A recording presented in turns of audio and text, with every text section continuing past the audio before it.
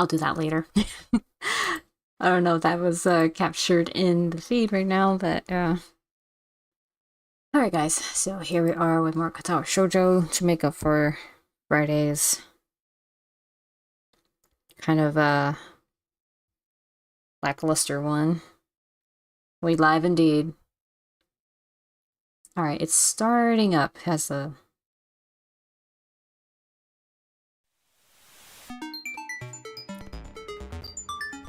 Okay, let me adjust my chat for a second. Alright, there we go. Alright, let's see. Load. Oh, I did two? Well, it's about the same one. What does it matter? I'll pick that one. Oh! Hang on. How do I get the textures? I remember something about pizza, but I kind of vaguely remember this. Oh god.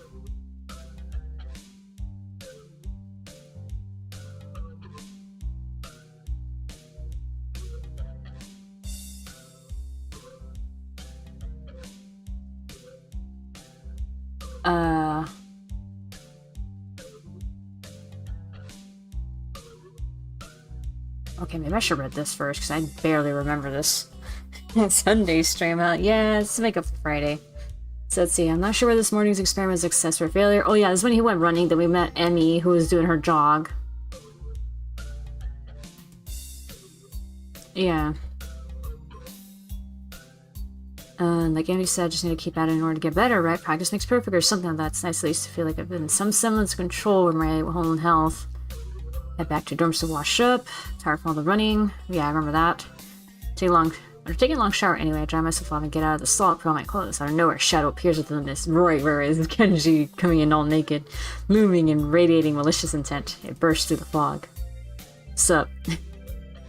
What are you doing here? What the hell? You scared me. What's your problem?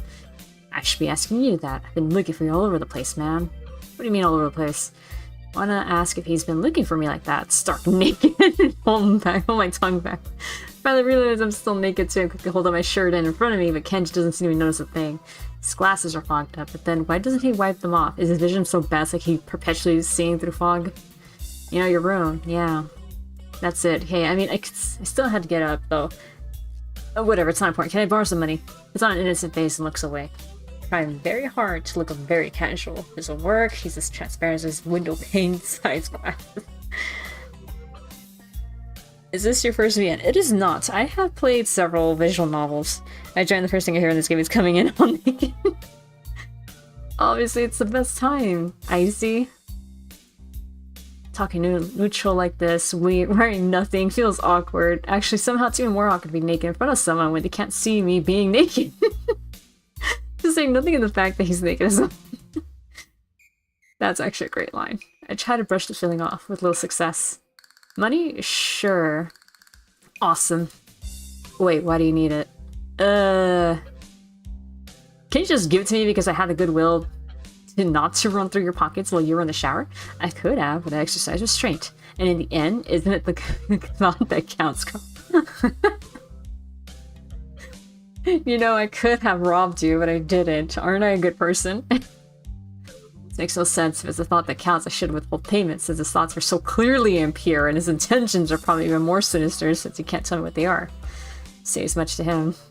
I'm offended, man. But if that is your game, then fine. I guess I have no choice. I want to order a pizza. I already have most of the cost of the pizza. I need your help for the rest. Is that just for the tip? I get some of that pizza too, right? No? Are you serious? Yeah, we'll give you some, but you have class and you don't have time to eat a pizza. What about you? I'm not going to class. I have to wait for the pizza and pay the guy and then eat it. It's not easy. No, actually, this makes sense. You're like, I don't have time to do anything else. I have to wait for this person that's coming in right now.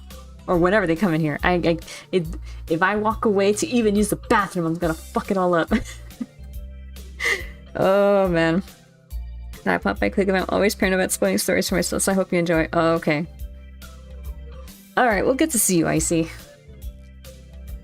Let's see, obtain the pizza. Let's see, not easy. You have to obtain the pizza stealth. If you don't, everyone will see you in the pizza. You know, ask for a slice. Okay, that's understandable. You don't want to share. It's a hard world out there. Everyone wants peace. Then you're left pizzaless in an unforgiving world. It's happened before. That's how I know. Interesting. Okay. Every day I plan my vengeance so that when the people who wrong me order a pizza, I will be there. Ever vigilant. Kenji strikes a dramatic pose, completely without irony. But yeah, I only need like 400 yen. Please, you're my only hope. I can't go outside and buy my own pizza. It's too far. I try not to go out unless it's absolutely necessary. Let me tell you what happened the last time I went out without carefully planning it out in advance. I was outside. Can't remember what I was doing. Something? Standing? Maybe wondering how I got there. I'll just take the only context I have for when I get around to coming in naked thing. I mean, okay. And then out of nowhere, it happened. Like a flash of lightning splitting the sky, like how you split a sandwich into 2 equal pieces to make it more manageable to hold and eat. A bird crapped on my head. It was the second most shocking moment of my life. You know what? I had a bird shit on me randomly too, so it wasn't my hair at least. It landed like right on my shoulder, but I remember I was out walking and I had like... When I was doing laps like around the neighborhood basically. So when luckily it was getting close to my house, so I was like, fine, I have to go back in and wipe the shit off. So, yeah. I'm grateful it was not in my hair. But what was the first? He ignores me and keeps going. I want to grab him and shake him. Is he just trying to keep momentum? I'll go with that, even if it's more likely he just didn't hear me. It was like an opening to some kind of anime show. You know how there's always a part where the main dude is fighting his rival, and they fight each other and clash swords, and there's like big dramatic colored auras and zoom. It was like that, but with poo. Okay. So yeah, I need some money, please. Don't leave me hanging, man. I only need like 1,000 yen. You said 400.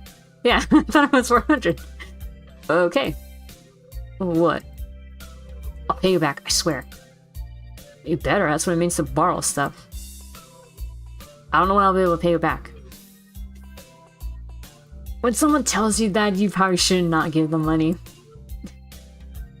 You have 1 week. Ah! Kenji wins his next noise like the dying cow, particularly disturbing fact given that his baton is conducting freely. You're not supposed to be so tight-ass about money between brothers in arms, man. Men have it bad enough as it is. Did you know that male porn stars only make about half of what female porn stars make? They do? No way that's true. Is that really true? Then again, that is mostly like female driven, so...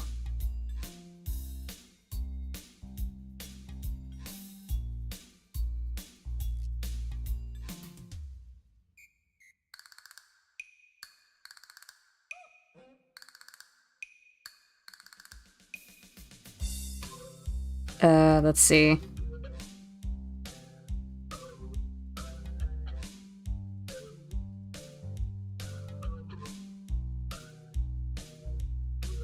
It is true.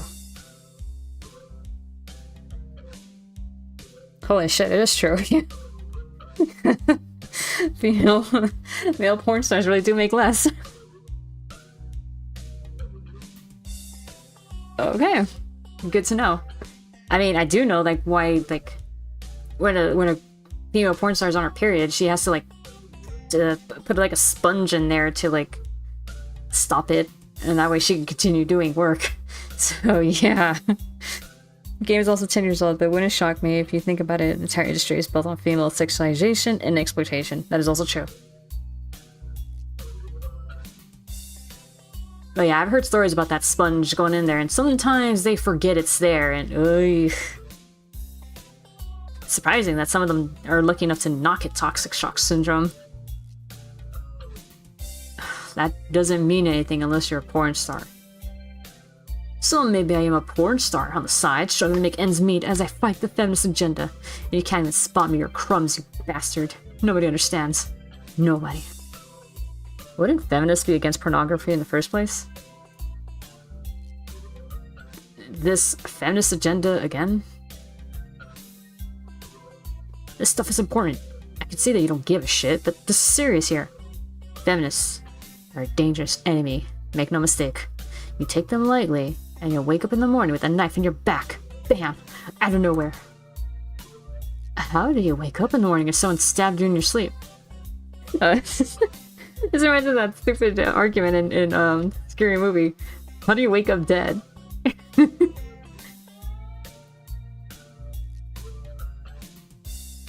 Women are terrible at stabbing things. Oh, God. I thought you just said don't take them lightly. Well, I mean, don't take them lightly for the big things. Individually, they're not a threat. But if there was some kind of war, like a big war, with men on one side and the feminist forces on the other side, it would be pretty ugly. And that day will come when the feminists come out of their central top secret worldwide feminist headquarters and say, "It's on now, motherfuckers." You're being ridiculous. There's no big worldwide feminist headquarters building. Where would they even hide that? I mean, it'd have to be massive. You couldn't hide that on Earth. Someone would notice a big fortress with women only in it. Who said it was on Earth? I turn away from Kenji and start practicing frowning faces in a mirror so that I can figure out what kind of frown will best express my emotions. He can't see me from this distance anyway. He can't see me. Which unfortunately means that he just keeps on ranting without any regard to sense or sensibility. Yeah, there's a war going on. A war not many know about, but it's a great one that will one day boil over and encompass all the all the known world. Then we'll have to pick sides. We'll have to make a stand. In fact, it's happening right now. Imagine it, the bloody battlefield, a vicious conflict without end. I almost gave up when I thought this cause was silly, when I grew tired of the bleakness of our fight, when I mistook the time the power went out for a feminist raid and thought the end was near. But then I realized that if I gave up, it would all be over. I was like, whoa. And I knew I had to get serious. Because I am the last sane man in an insane world. It's about duty. Oh, must be a pretty crappy movement of all the hinges, if it all hinges on one naked guy ranting in a bathroom at another naked guy. So, can I have that money?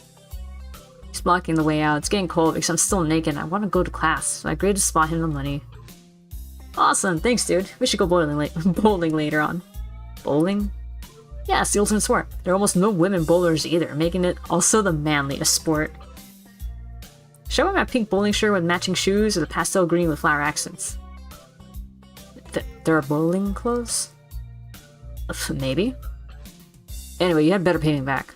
I can pay it back in stuff, right? I don't have the time to ask him to elaborate on what that means. I don't know. I have to get to class. You're kind of in the way. Oh, sorry. Yeah, I don't want to hold you up. And I have some stuff to do myself. The time has come. The time for what? I just like saying that. Okay, now the time has really come. For what?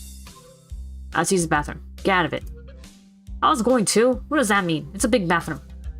So, I have to be alone now where I can't go. The pressure. So he's a self-conscious, peer or pooper or whatever. Okay, what if someone else comes in? I'll think of something. I give him my practice frown. It looks kind of silly reflected in his glasses. He either doesn't notice or doesn't see. Anyway, so I get dressed and run back to my room, feeling as though an eternity has passed since I woke up. That is time I will never get back. I'll get him for this somehow. But right now, I have to get to class. I'm the first person in class today, although I think I'm a little too early. Then again, sitting alone here for 20 minutes sure beats having to suffer that time with Kenji. The combination of fatigue, frustration, and boredom starts to make me feel very tired. I black out for a second, waking up when my head hits the surface of my desk. Oh, I remember when I did that once. Rubbing my forehead, I realize it's a good reason as Andy to stay up for now and stop coming to class so early later. Eventually, I hear a tapping noise outside in the hallway. And Lily's tall figure appears in the doorway. She's not in this class, so she must have some other business. Maybe she's looking for Hanako. Lily stops at the door looking hesitant, as if she was a vampire who can't come in unless invited. I consider doing so because she looks rather lonesome standing there. She steps in on her own accord, though, after straightening her skirt and shirt collar as if it was of importance to look prim when entering our classroom. Excuse me. She calls into the quiet classroom with a probing, delicate voice. I realize the silence might unnerve her because of her blindness, so I break it. Good morning, Lily. Good morning, Lily. Hisao. Oh, good morning. I didn't hear you come in. I wonder if she thinks it's suspicious I didn't say anything to her before. It's likely. If I were to tell too big a lie now, it would sink me. Well, I was already here. Just asleep until now. Oh. Have you seen Hanako today, by any chance? No, she seems to come in only just before the bells ring. Or after that. Do you want me to tell her something for you? No, it's fine. It's strange, but I think we're the only two people in the school right now. I didn't hear anyone else on my way here. I shouldn't have gone up so early today, I guess.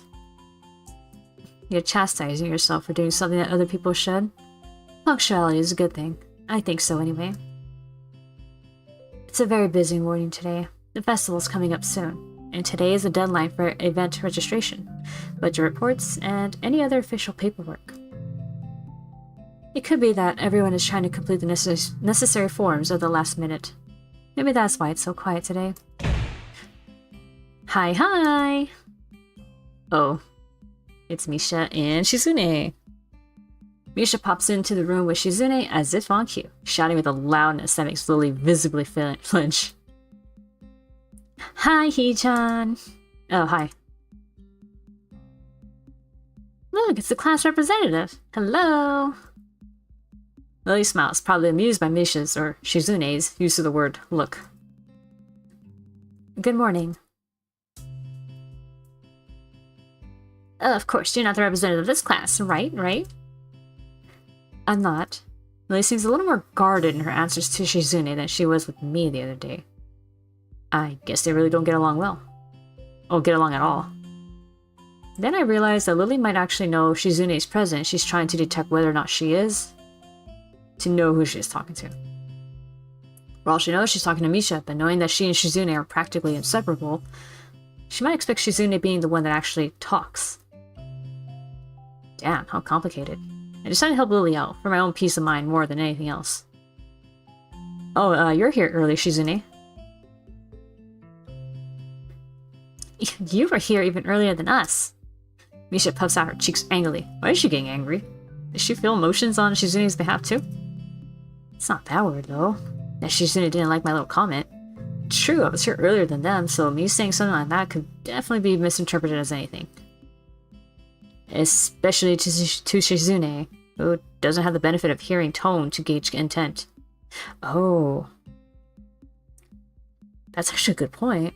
Hearing tones is actually some way of hearing intent behind someone's voice and all that. Before I could start weighing whether or not I should apologize, Shizune has already moved on. Class rep, it's a good thing you're here. We have to talk. The festival's coming up in 3 days, right? Every other class has already handed in their projected budget reports for their events. Even the first years. Except you. There's still time to hand it in, isn't there? Oh. The music stopped. Today. The deadline is today. You're certainly taking your time, aren't you? If I had it my way, I'd have all the necessary paperwork days ago. But someone had to say the deadline. Please extend it. Yes, that was me. Planning something on this scale is not a small task, and a week is too small a time frame to expect a whole class to work out such a complex issue completely. Do you want to know what's harder than distributing the funds for one class event? Handling the same matter for every class in the school, and then some. The one who does that is me. Misha puts her hands on her hips and stands up straight. Wow, she is really getting into the role. Lily doesn't look like she's very amused, though. Hey, Shizune, aren't you being a little too hard on her? There's still a whole day left. Please, Isao, it's alright. Lily seems happy I'm taking her side, but a bit conflicted that I might not think she can take care of herself. If this is about the budget, then I'm disappointed you think I have forgotten about it. I understand how important it is. Then, can I have it, please? Shizune, she might not have it on her at this exact second. It's not here right now. I asked 2 students to take care of it for me. Students from my class. She emphasized the last sentence, much to my surprise. She knows about Shizune and Misha's efforts to rope me into the student council. I guess word must have gone around, so now she's using me as ammo against Shizune. This just gets better and better. Oh. I remember Shizune said something like, the friend of my enemy is still my enemy. So, Hanako... So, okay, yeah, it seems like Lily is her enemy. And then Hanako's association with Lily makes Shizune like, ugh, it's you.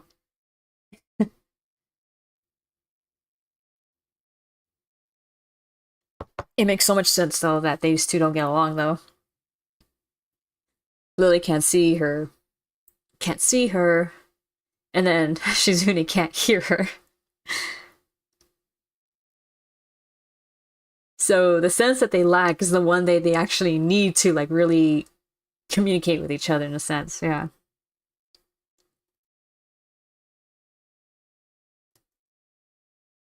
It was your responsibility. A budget report isn't something you should just be delegating away. As class rep, it's your job to be on top of things. This kind of disregard for proper procedure is really just terrible. They completed it, being capable of doing so, but the students have been sick recently, so they cannot come to school and give it back to me. If you want, I will apologize on their behalf for getting sick. Okay. Although Misha misses Lily's little jab entirely, Shizune doesn't. And she seems torn between being offended by Lily's daring and jumping for joy at the prospect of a challenge. Lily, don't they live here at the school? That's a 5-minute walk, you know. What can they possibly have that prevents them from taking 5 minutes out of their busy lives to drop off something that will affect the enjoyment of their entire class? Lily opens her mouth to say something, but Shizune closes the gap between them and starts sighing fiercely, waving her hands around like an orchestra conductor. Misha tries her best to convey the same passion, but can't seem to lose her normal cheerful tone. The result is interesting and somewhat surreal. And what's with that attitude? I said that it's not something you should be delegating away. Are you the class representative or aren't you? Tell me the names of those 2 students. They shouldn't have your job if you can't even handle something this simple yourself. One form isn't the full extent of what I'm supposed to take care of. Lily's tone is growing slightly impatient, but she's doing a good job of not letting Shizune see how unsettled she is becoming. She's playing her cards close to her chest.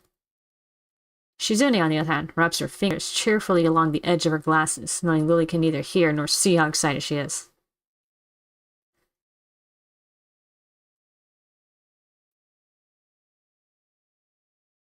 Of course. You do so much, class rep. It must be so difficult being you.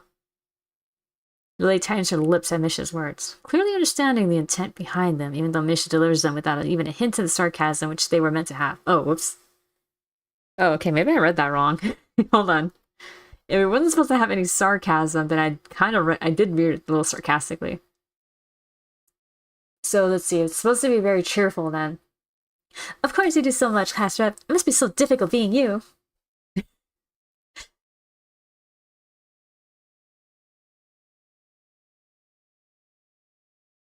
Shizune and Lily don't like each other.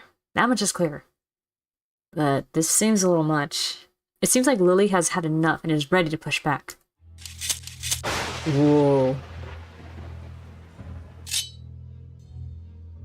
Holy shit. This is like that thing that guy was talking about, like the 2 rivals fighting in the opening. Oh damn, even the music got different. I was actually just discussing the budget report before you came by. You must be very talented to have finished all your student council duties so quickly that you can track me down to make sure I don't forget my own. Oh, she's clapping back.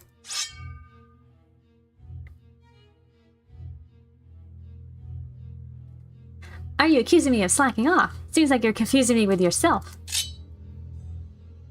I don't think so. That'd be a very difficult thing for me to do. Comparing myself to you. You're right. The difference between us is like heaven and hell. and it's not hard to guess which one you might represent. The air between them ripples with the heat of their enmity. Well, not really. They can't disguise it anymore, though. Even Misha looks like she's beginning to understand the real nature of this conversation. Hee-chan, don't you slack off either. What are you talking about? Are you taking part in the festival, Hee-chan? You are, aren't you? Excuse me. Then, I hope you're going to do a lot more than make sure it goes smoothly than this person. I don't understand why she's suddenly getting mad at me. Don't try me to do my part. Come on, cut me and Lily some slack. So, okay, obviously we got a choice here. This VN is such a treat at times, yeah.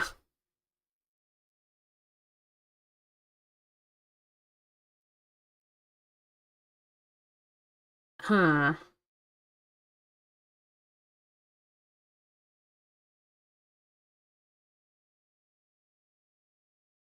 Okay, so obviously this is the Shizune one. This is siding with Lily, I can tell. I can already tell. So the matter is, who do I want to side with? Personally, I do like Shizune the most so far. Of all the girls we met already. Because, I mean, obviously there's her, there's Lily, there's Hanako, there is Emmy, and then there's, wait, what was? The girl with no arms? Oh god, I forgot her name. But there was also her, so that's 5 so far.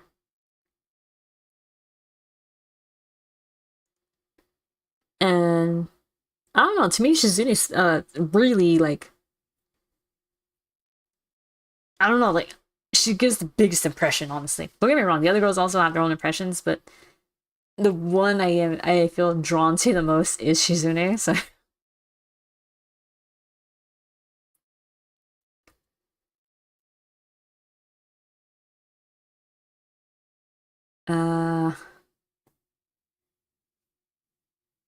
okay, I'm on the side with Shizune.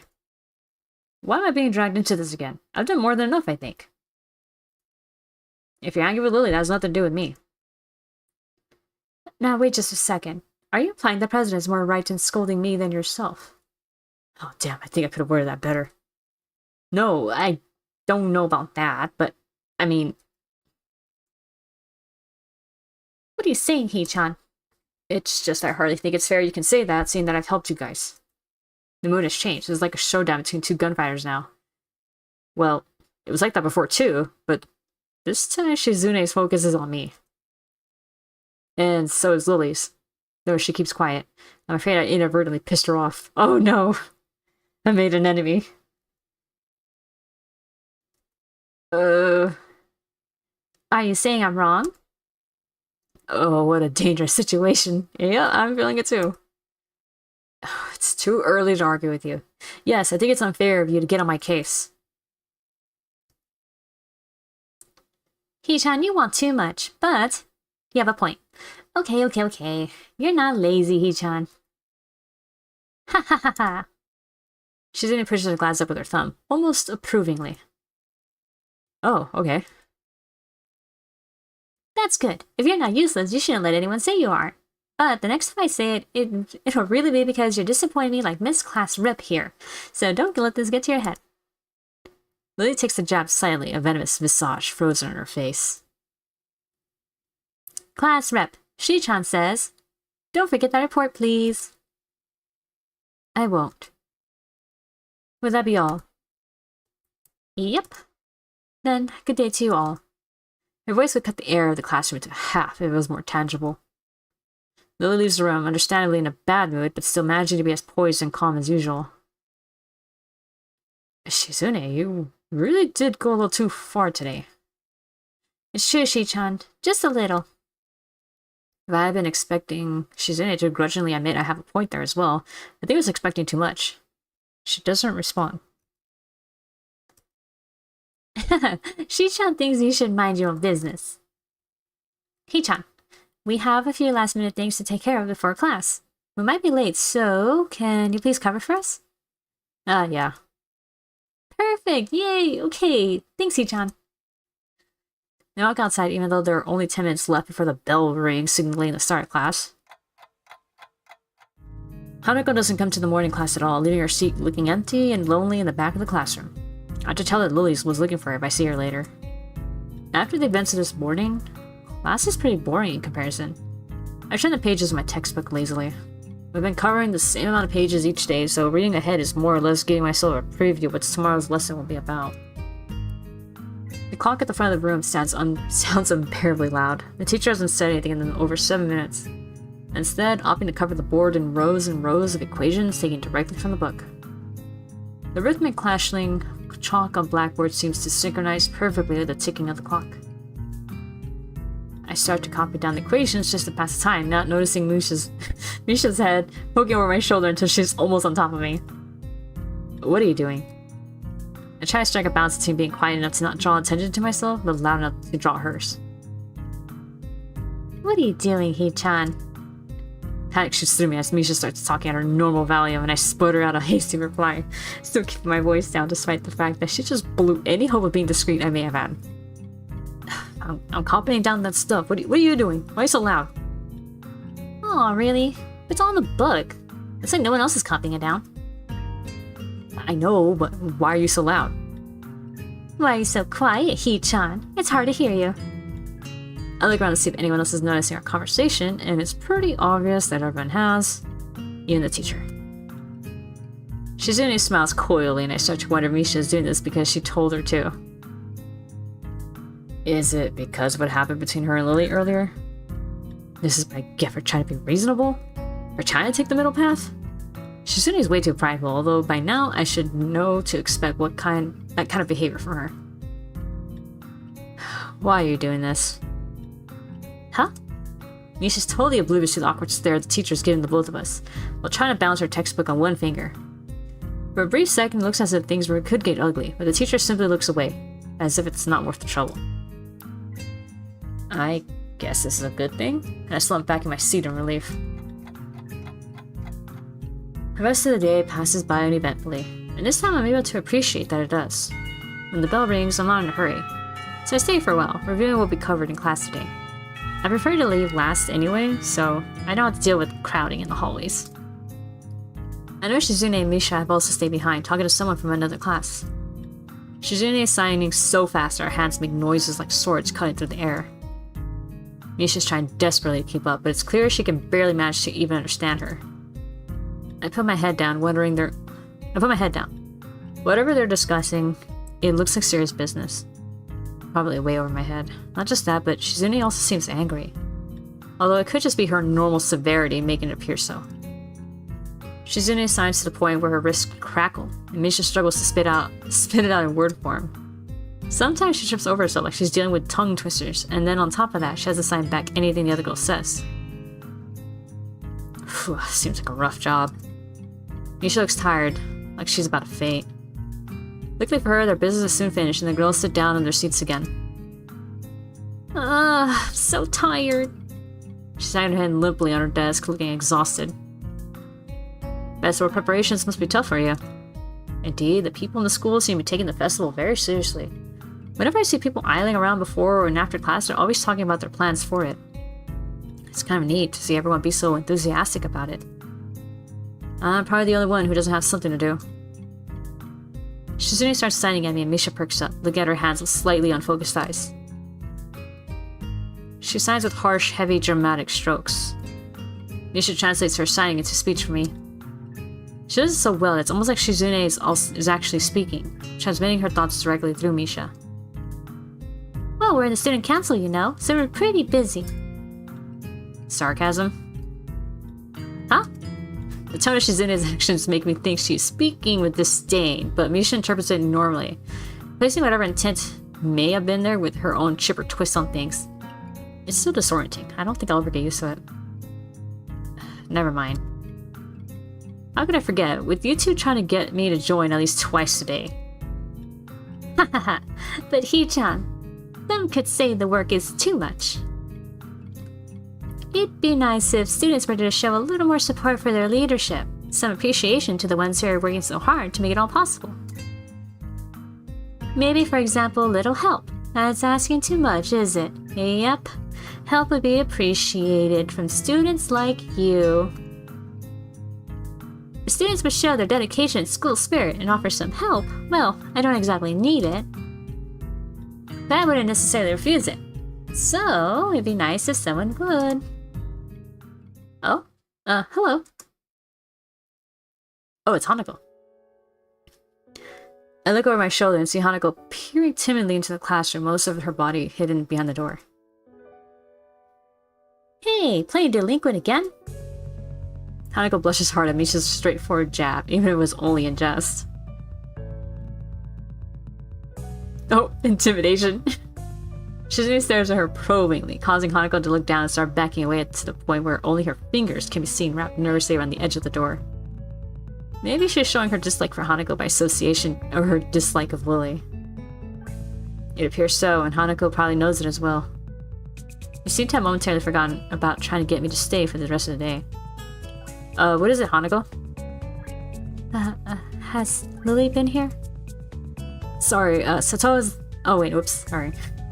Sorry, Sato's not here. She, came by in the morning, though. Hanako keeps looking uneasily at Shizune, who stares back at her with her usual studying gaze. What is she trying to do? Of course, Shizune isn't going to look away, and she's intimidating enough as it is. So I can only imagine how terrified Hanako would be.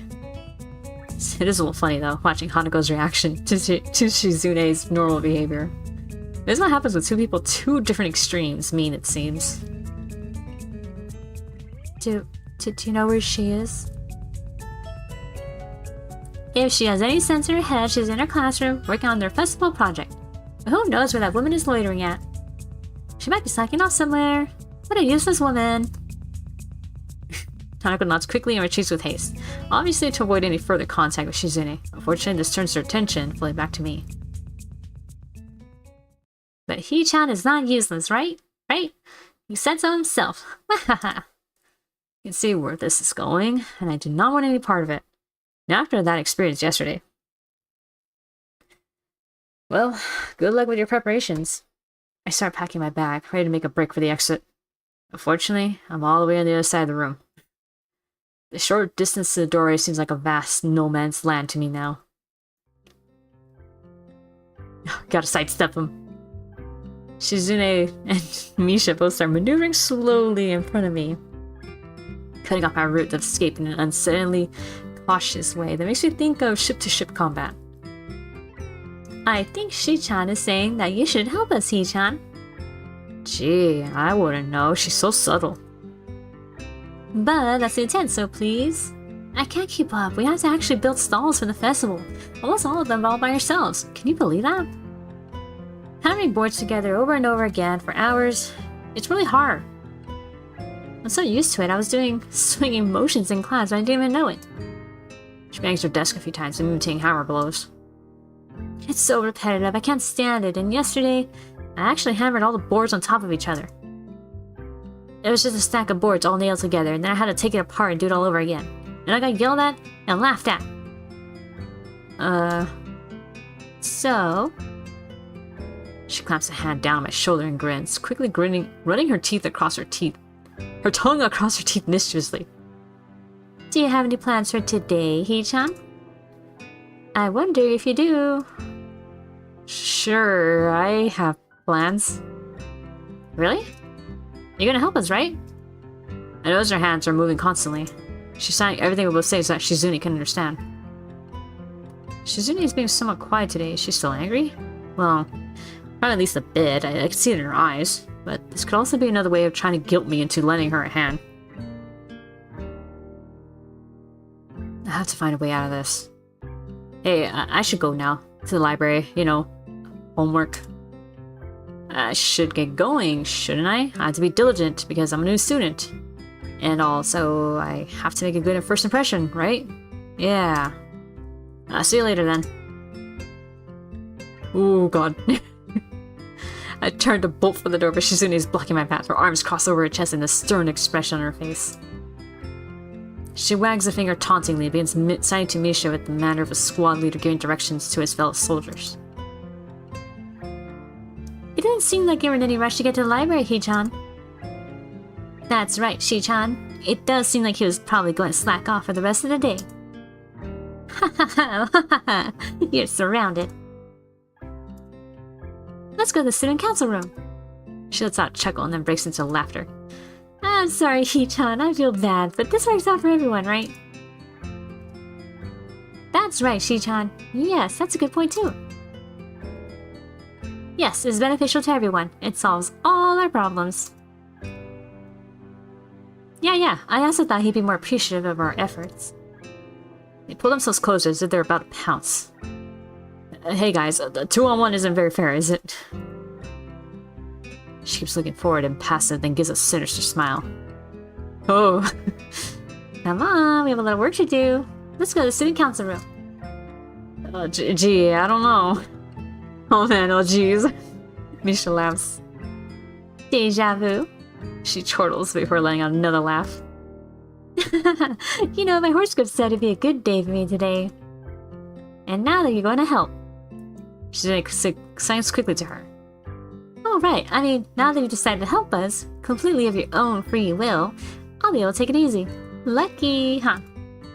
I was about to say something, but then realized there's no point. I refocus on trying to think of a way out of this. No. Their actions are clearly deliberate. There's no sense in attempting to reason with them. Oh, you can't reason with madmen. I frowned, and they don't even notice my discontent, further proving my suspicions. They seem pretty relaxed now. I guess they think they've already won, so they're laying their guard down. That's kind of arrogant. They pass forward in front of me as they move through the doorway. And I stealthily walk backwards back into the classroom as they step into the hallway, turning towards the stairwell. And as he's really good at escape, I let out a sigh of relief and quickly pack the rest of my stuff so I can make my escape. The classroom door slumps shut. Oh, they knew. That wasn't very nice there. You really got us good, though, didn't he, Shi-chan? Right. What was that about? I thought you said you'd help us. And then you bailed on us, and you thought you would get away with it, didn't you? The indignant expression vanishes as she begins to laugh hysterically, calming down only after an aggravated look from Shizune. Oh, yeah, you thought you could get away with it. But a criminal always returns to the scene of the crime. I didn't even manage to leave the classroom in the first place. No, wait. I didn't even agree to help in the first place. Not very bright of you, are you, criminal? Thinking you could just shirk your duties like that. How low, Hee-chan.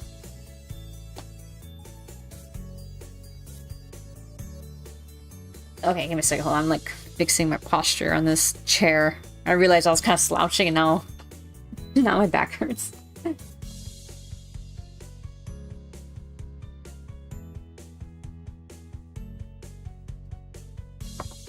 Okay, there's some water.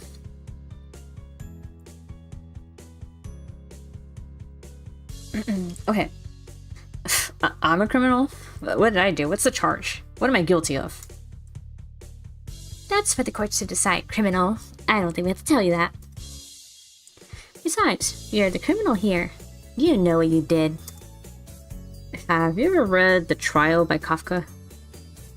No, what's that, Hee-chan? What does that have to do with this? I read it a few months ago. It's about these people who run a kangaroo court and a guy who just wants to live his life. Kangaroo court, kangaroo court. I always think of that fucking Rick and Morty court trial thing. The fucking kangaroo court. They refuse to. Oh wait, whoops! They refuse to leave him alone, and he can't fight the power.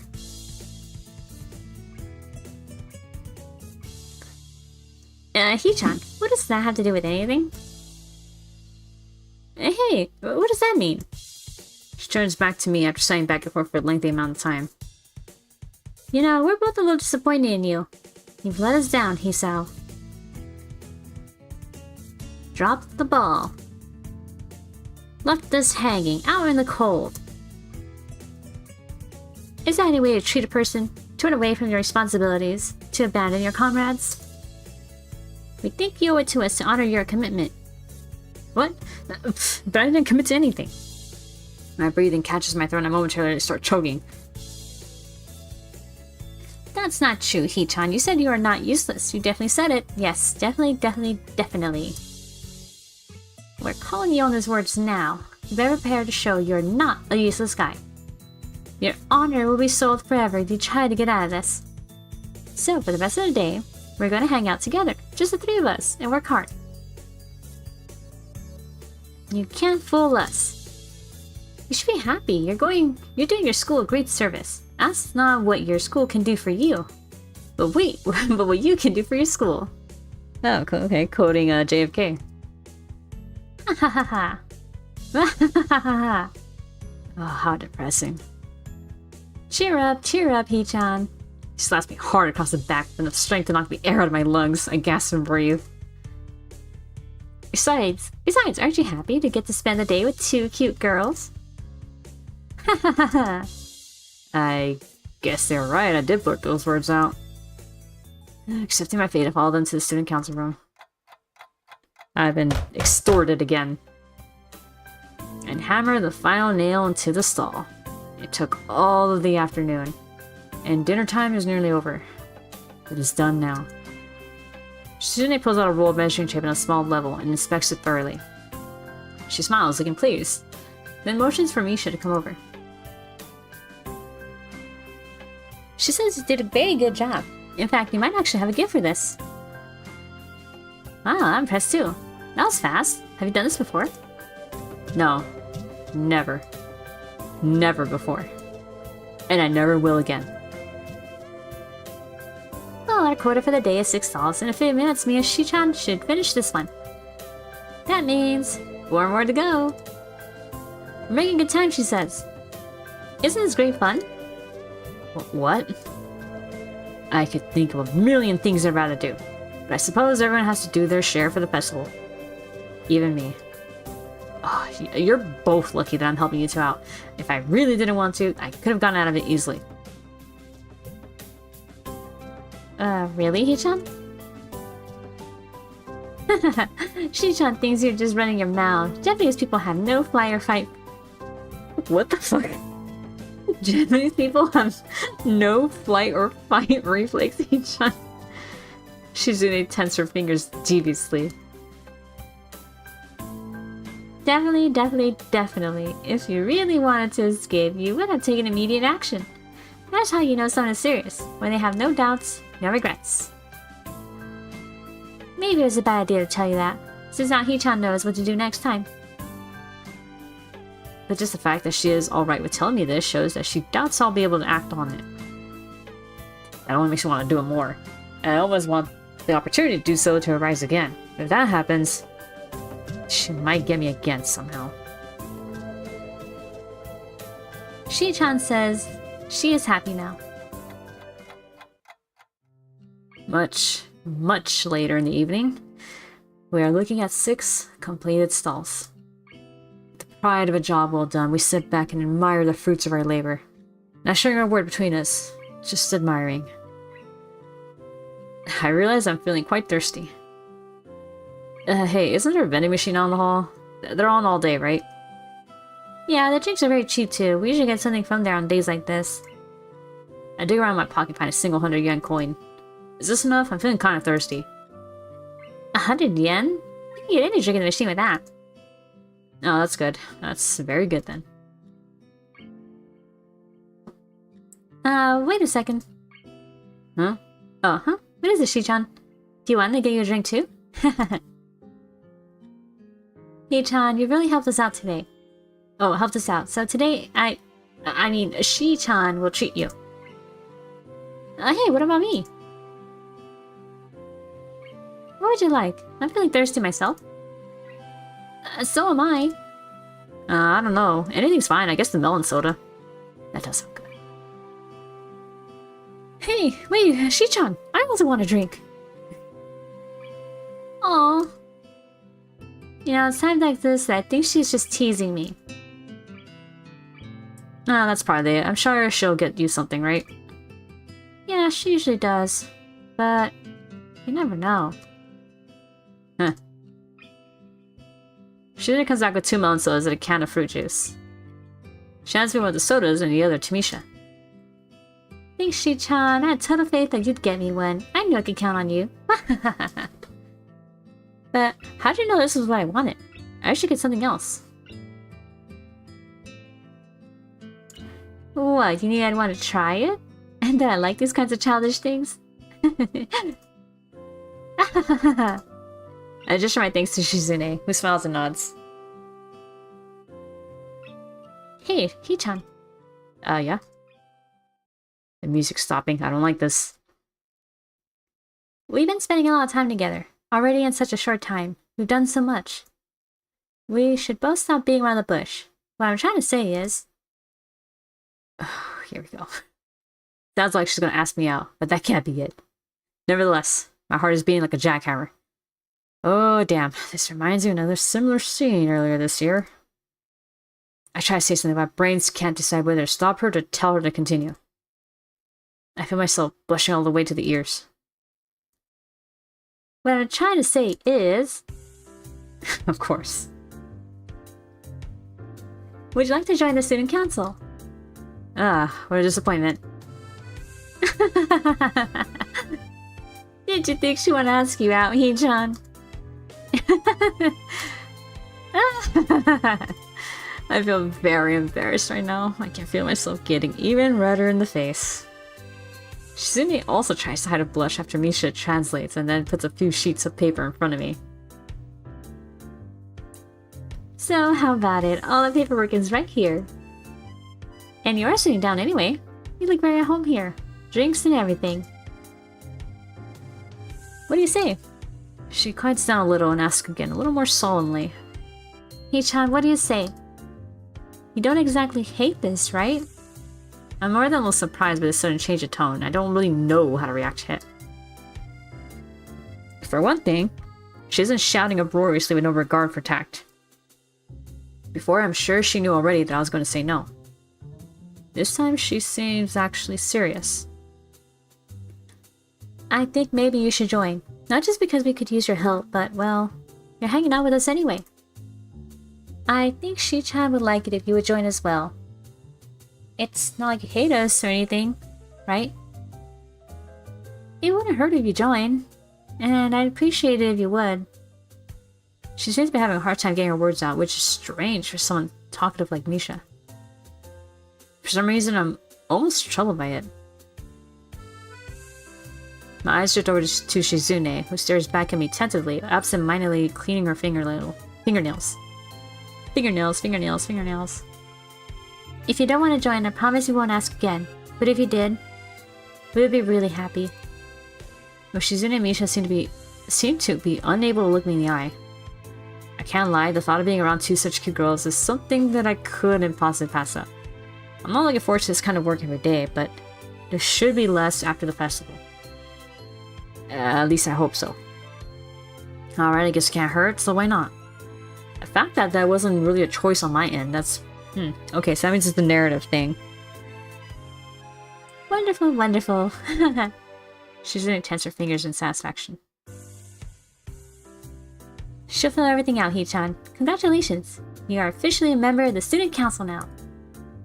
Great. I'm not looking forward to a lot of work. To be honest, I've never done any student council activities before. But maybe it'll be a positive experience? Misha starts to clap, laughing exuberantly as she does. Congratulations, Hi-chan! Congratulations! Congratulations! Congratulations! Okay, I get the message. Help a smile, finding such a display childishly cute. The student council's always busy, you know. But for today, we're done. See you tomorrow, Hi-chan. Oh god. We still have work left, so we'll be counting on you. I leave the room, feeling totally wiped out. The grounds are totally deserted. And the school looks pretty ominous this late. Council office is the only window with lights on anymore. Is this what the student council will be like? My body might not be able to take it. Adhering to the nurse's nagging voice in the back of my head. I set my alarm to wake me up early enough to go jogging again. I made a promise, I'm going to keep it. Besides, Emmy is bound to rat on me if I didn't show up. But it's not all that bad.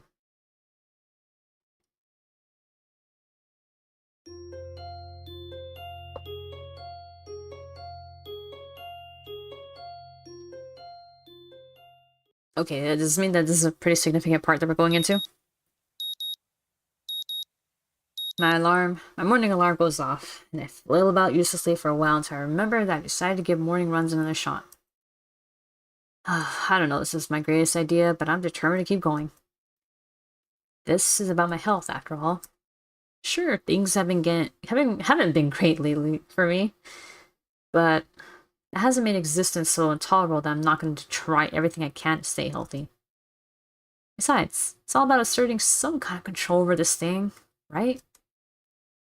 I can manage that. Well, I can manage anything. At least, that's what I keep telling myself. Once again, it would appear that I'm not alone in my run. Emmy has apparently been here for quite some time. Looks like she's already worked up a good sweat. Just when the hell does she come down here anyway? Oh, it's you! I'm surprised to see you again. Why is that? Well, not many people actually managed to come back for a second try. She frowned, seemingly annoyed by a passing thought. Like the rest of the track team, for instance. Still, it was only supposed to be on a volunteer basis, so it's not that big of a shock. And I guess it's pretty early in the morning. A shrug, and suddenly it appears that she's forgotten what she was talking about. Brown disappears entirely. She seems to snap back to her previous train of thought. So, come on in. What? You're here to run again, right? Well, yeah. So, come on. I found myself suddenly grabbed and yanked onto the track. Things seem to be set on mirroring yesterday's run.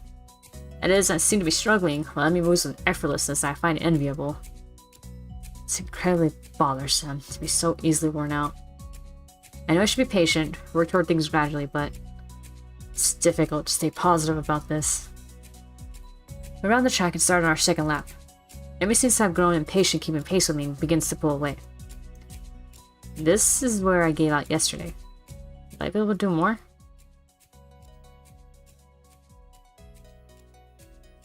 Oh. I say take it easy. If you overexert yourself, you might be bad. I'll let Emmy go with her own pace, since she doesn't show mercy, pulling half a lap ahead of me in an instant. I don't blame her. I mean, it's not as if I'm really putting up any sort of real fight out here, is it? Instead, I'm just running at a steady pace, which is what I should be doing, right? There's no need to go pushing my limits at this stage of the game. Yeah, it's too early. You cannot go too hard too early. You're gonna hurt yourself. God, is this even worth it? As we finish the second lap, I break off again. Emmy keeps going, and it almost seems to me that she's disappointed. Well, that's stupid. I don't have anything to prove to her. Kind of think that I got nothing to prove to myself either. I'm just fine the way I am. And what I'm not is a runner. This is probably a bad idea. Maybe there's something else I can do instead of this. Getting up this early sucks anyway. There's gotta be some other way to keep healthy. Walking, maybe, yeah. Nice afternoon walks. Yeah, that sounds good. Running isn't for me. I wait to Emmy and head back to my room. Think of something else later. Back in my room, the first thing I see is a familiar row of medication bottles lined up on top of my dresser. It makes me depressed, as usual. It's annoying. I thought I was okay. I thought I had my peace with this thing, gone over it. But what I really did, I allowed myself to forget that I have a problem. Being here really reminds me of the reality. And trying to fight against it just hurts. Reflecting on it is only going to do so much. I've done this before, for months. It seems like it's time to get over it. If I allow myself to forget that my life is definitely not going to be as long as those of others, I won't get anywhere. My life may be different from others, but it is a life in progress. That is how I'll rationalize it. I down the usual handful of pills, trying to push the sudden dreary feeling out of my head. Then I prepare to head out to class early, as usual. I just step out into the hallway. I notice Kenji coming around the hallway corner.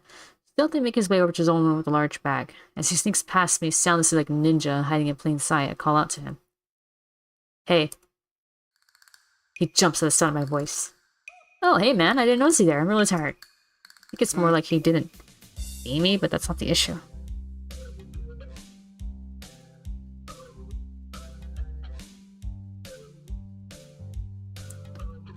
Where have you been this early? Shopping? Nah, with the shopping. Sometimes I have to visit the math teacher. Yeah, I figured it would be a good idea to find out when the next exam is, since it tells you in advance if you want. So then, what's in the bag? I thought I'd go shopping while I was outside. I need supplies to continue the fight against the vast feminist conspiracy. Okay. I thought you didn't go outside. I wear a hat now. This fucking guy. I decided to not point out that he's not wearing a hat. An awkward silence settles between us, and then Kenji breaks it by pushing his door open slowly, releasing a creaking sound to the air. Now it makes the movement seem more awkward. He sets the bag down inside his room and then closes the door. I'm surprised you went out of your way to find out a test date. Trying to take advantage of an opportunity to study is pretty diligent. I never study. Oh. I just want to know when the next test day was. I'm still going to take it, duh. I need to know so I know what day I can't afford to skip class. He usually sends out updates on that crap by phone, so I had to step out and check up on it. And, well, why do you have to go out when you can get it on your phone? I don't carry a phone. What do you mean you don't carry a phone? You mean just leave it at home? No, I don't use phones. I don't have a phone. Phones. I have no phone. Why don't you have a phone? How can you not have a phone? No phone at all. No phone. I just don't like phones. Actually, I'm kind of scared of them. I don't know why. I get some kind of repressed trauma. But basically, when I hear a phone, I get nervous. It's my darkest secret. I have two theories on it. Either I have some fear of receiving some undefined, ominous, life-altering doom call, or I was being with a phone in the past. Being so bad, I can't remember it. What the fuck? Bro, you are doing some mental gymnastics, man. Being in the head. Well, where else could I get being with a phone that can make me unable to remember it? The ass? Unexpectedly logical. I feel very depressed now. Sensing this conversation is more or less over, Kenji opens his door again and prepares to head inside. Yeah, I'm going to sleep, dude. Have a good one. Class is going to start in like 20 minutes. I already did something today. Too tired to go to school. Hey, you need some milk balm? I actually bought two because I thought the store had started selling individual AA batteries.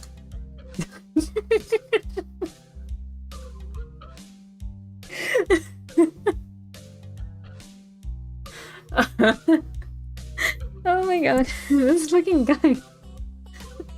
He's like, oh wow, look at that. I thought they were selling individual AA batteries. Oh man, this guy's hilarious. I fucking love him. Thanks, but no thanks. The door down the hall opens with a crack as it swings forward from being pushed open too strongly. It crashes against the wall. The sound is followed by a peal of bubbly laughter, and I instantly know who it is. Oh. The feminist agenda's upon us! At the noise, Kenji disappears into his room like a ninja, slamming the door shut just as Shizune and Misha walk over. The former are taking small, efficient steps towards me while the latter more or less bounces off the walls. I try to do the same as Kenji, but it's too late. Misha puts her foot between my door to prevent me closing it. So I have no other choice but to let them in. Damn, she actually did that. She put her foot in like, no. You ain't going nowhere.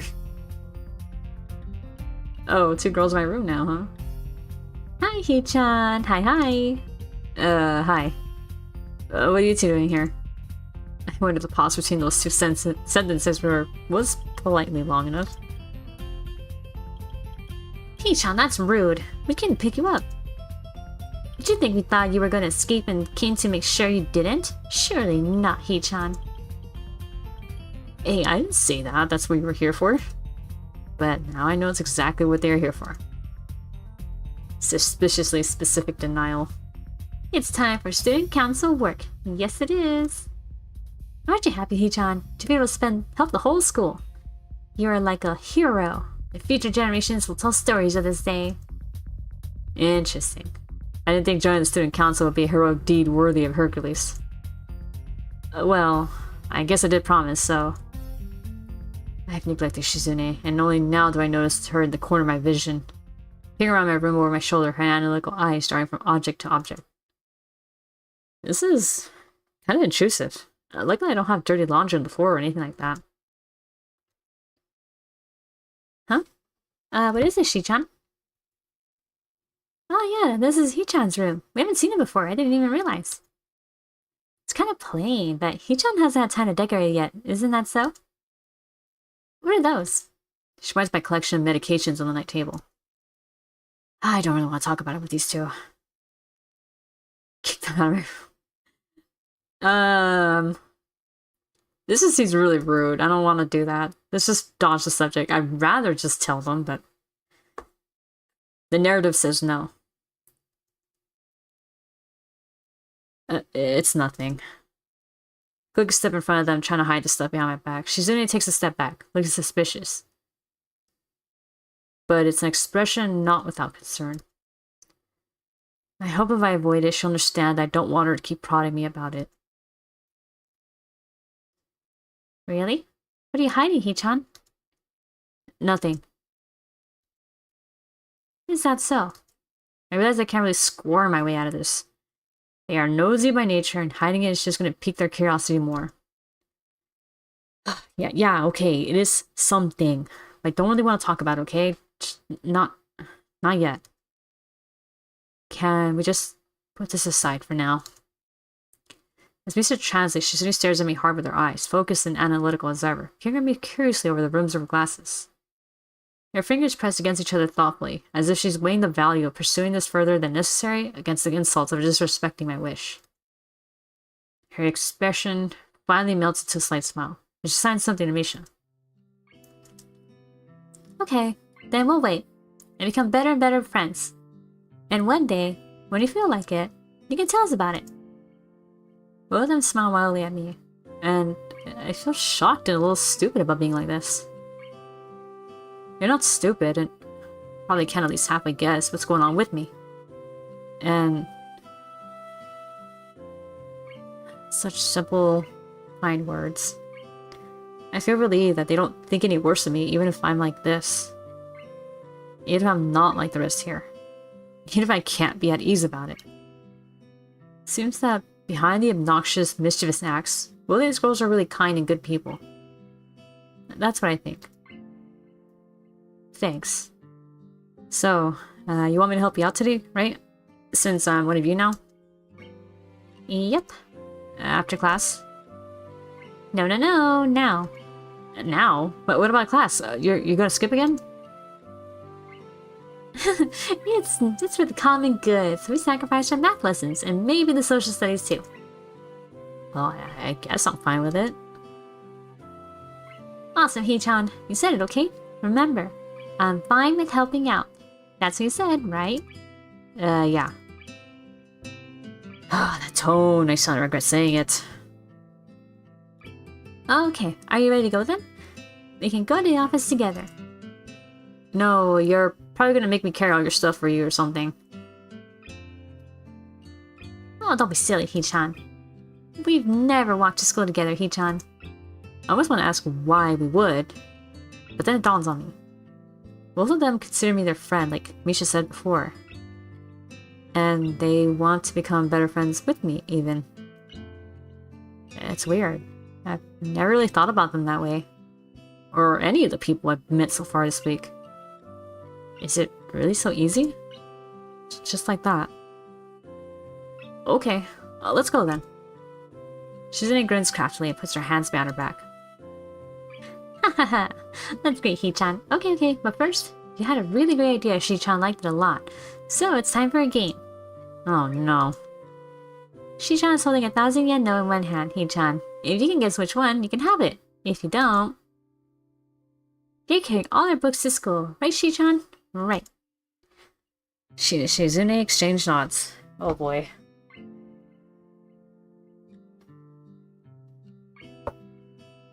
Okay, Hee-chan, get ready. So I end up losing anyway. Carrying 3 bags instead of 1, I think about the day that's ahead of me. Of us. I can see students walking back and forth through the courtyard, probably in preparation of their own projects. Festival is practically here. That means there are only 2 possible reasons that my help is required. Either there's only a small amount of work left, and they just want a helping hand to wrap up the mundane final checks they're obligated to do. Or there's a ton of work left, and Shizune is putting on a calm face as a torrent of built-up, procrastinated work threatens to kill us all. Once inside the office, I look around and see that it's deserted.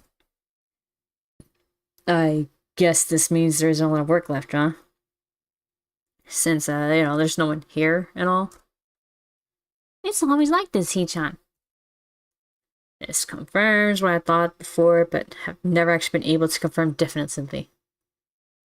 Definitively, I guess. She's an admission of the student council. The whole student council. Damn, so it's true. Student council is really only you 2.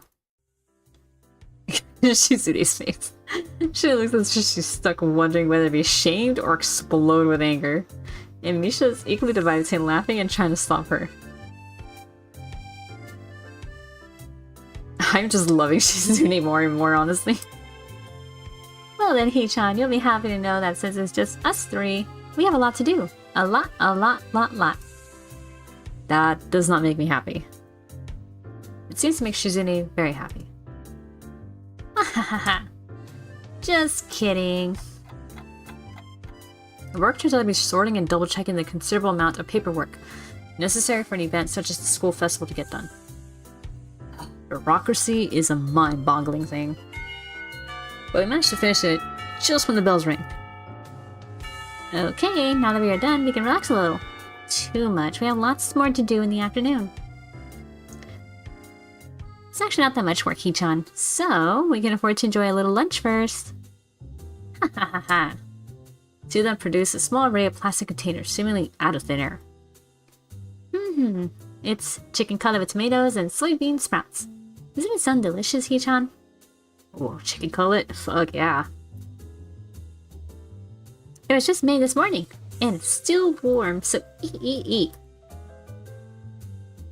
Take one of the containers and open it. It looks nice. Oh shit. It looks nice and certainly smells good. The fact that I'm really hungry adds to that even more. Oh wow. This looks great. Where did you get this? You should make it. That isn't important, Hee-chan. They were supposed to be installed selling lunchboxes, but the girl who was to run it suddenly said she couldn't do it. Shi-chan said, what a waste. There's a lot of work to trick Hee-chan into making this. Hey, what the hell? So, Shi-chan wanted to see if she could do it, but then decided not to. Right, Shi-chan? Shizune sulks angrily, shooting Misha a displeased look. I don't think I was supposed to hear that story. This is your test food? I'm eating it too, Hee-chan. And Shi-chan is too. That doesn't answer the question. Nevertheless, I split a pair of chopsticks Shizune offers me, pick up a piece of cutlet, and pop it in my mouth. Ah, it's surprisingly good. I didn't expect Shizune to be such a good cook. Shizune puts her chopsticks down to sign curtly towards Misha, who gulps down her cutlet with noticeable difficulty in order to speak for her. Hee-chan, don't talk with your food in your mouth. It's not like I enjoy doing it. Anyway, how motherly to show that kind of concern. You can't even eat right, Hee-chan, that's all it is. Stalemate. You can't eat in order to talk to Shizune, who can't eat in order to chastise me for eating the wrong way. Misha, caught in between, is in the same situation, looks most disheartened by how this is going. Either way, our food is getting colder by the second, and it wasn't piping hard to start with. Wherever this is going, it dies down pretty fast once we all realize that, and we eat. After a while, the bell rings, but Misha makes no attempt to tell Shizune, so I'm sure they're planning to skip class and spend the rest of the day in here again. Hee-chan, do you have any plans for the festival? No, not really. After all, I've been here a week. What can I set up in that time? Hee-chan, you have to done so much. Don't sell yourself short. Okay. We're serious. Okay. Two of them seem to get indignant over the strangest things. You're going though, right, Hee-chan? You should at least see what we've accomplished. Everyone should be able to look at what they have done so they can fully understand their work. That's my belief. You're no exception. Hee-chan, you should definitely go. If you don't have anything planned, then maybe we can even go together. Do you need a hand? If there's anything you need help with, I'm fine with sticking around. I feel much more at ease than I did earlier. My previous concerns and fears long gone. I'd forgotten about this morning's trouble entirely until now, having fun with Shizune like this. Having fun with Shizune. Seems like an unfamiliar concept to think of. But looking back on it, I really enjoyed the moments I spent with Shizune and Misha these past few days in spite of everything else. If we might be going together, then maybe I can afford to stick around a little bit longer. And I guess it beats class.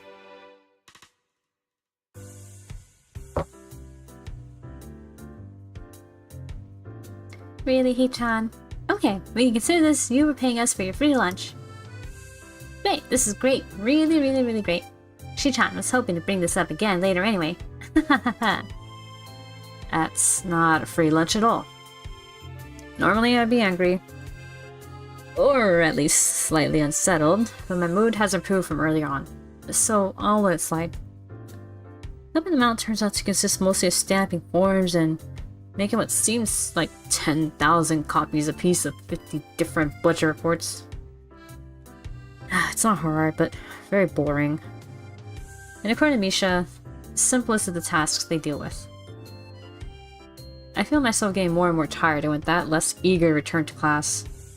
This is especially bad, because the more time I spend out of class, the harder it seems to just get up and go back. These two. Oh, they're a terrible influence. Terrible role models. Not that it bothers me all that much, but I'm sure no one looks up to them. But it's the principle of the thing. I'm done. Oh, that was fast. I'll be finished before this period's over, I think. No, Hee-chan. Everything is done, so you're done too. That doesn't make any sense. Are you telling me this is all arbitrary and you've been keeping me here for the hell of it? No. Well, we have kept you long enough. You should go back to class, Hee-chan. You can still make it for most of this period. What about you? Of course, we're coming too. Of course. We'll be right behind you. Reassured, I start heading back to class. But the period is almost halfway over, so I started thinking I'd be pointless halfway there and past the difference between this class and the next, drinking juice in the hallway. I keep an eye on the door of the student council room, but it doesn't open. What's taking them so long? Are they busy wrapping up my share of the work? Well, it shouldn't take so long unless there's more. And they just wanted me to leave. The more I think about it, the likelier it seems. Shizune is,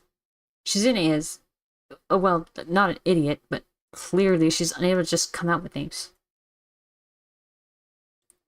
Maybe it's because she can't talk, so it's harder for her. She has Misha, but all in all, as easy as they make it look, there's still a difference between casual speech and sign language. I'm constantly going back there to check on them, but the bell rings. I have to go to class. They join me a few minutes later, and the thoughts I had in my mind before slip away in the routine of school life. By the time I remember, school is over for the day and I'm too tired to do anything but go home, do my homework, and then go to sleep.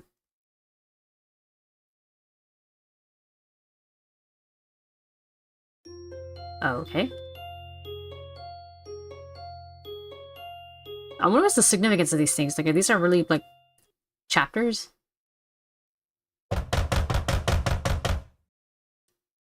8 past 8, an unbelievably loud banging jolts me awake. It's coming from outside my door. Oh, you guys are back. Quickly open the door to see Shizune and Misha standing side by side before me. Both of them look a little worn out, although it's more noticeable on Misha. Misha. Which one of you knocked? I asked, echoing the question that must be in the mind of everyone in the entire building. I think it might be Shizune. She can't hear, so she'll just be like... throwing her fist, like, knocking super loud. That's not important, Hee-chan. She quickly dismisses it, even without even batting an eye. Oh, you're still in pajamas, Hee-chan. So you don't wake up at 8? I notice her hair is wet. Her curls are barely holding their shape. No, I thought I'd sleep a bit later since it's a weekend and all. And I've been seriously sleep deprived this week. I wonder if she missed the poison in my words.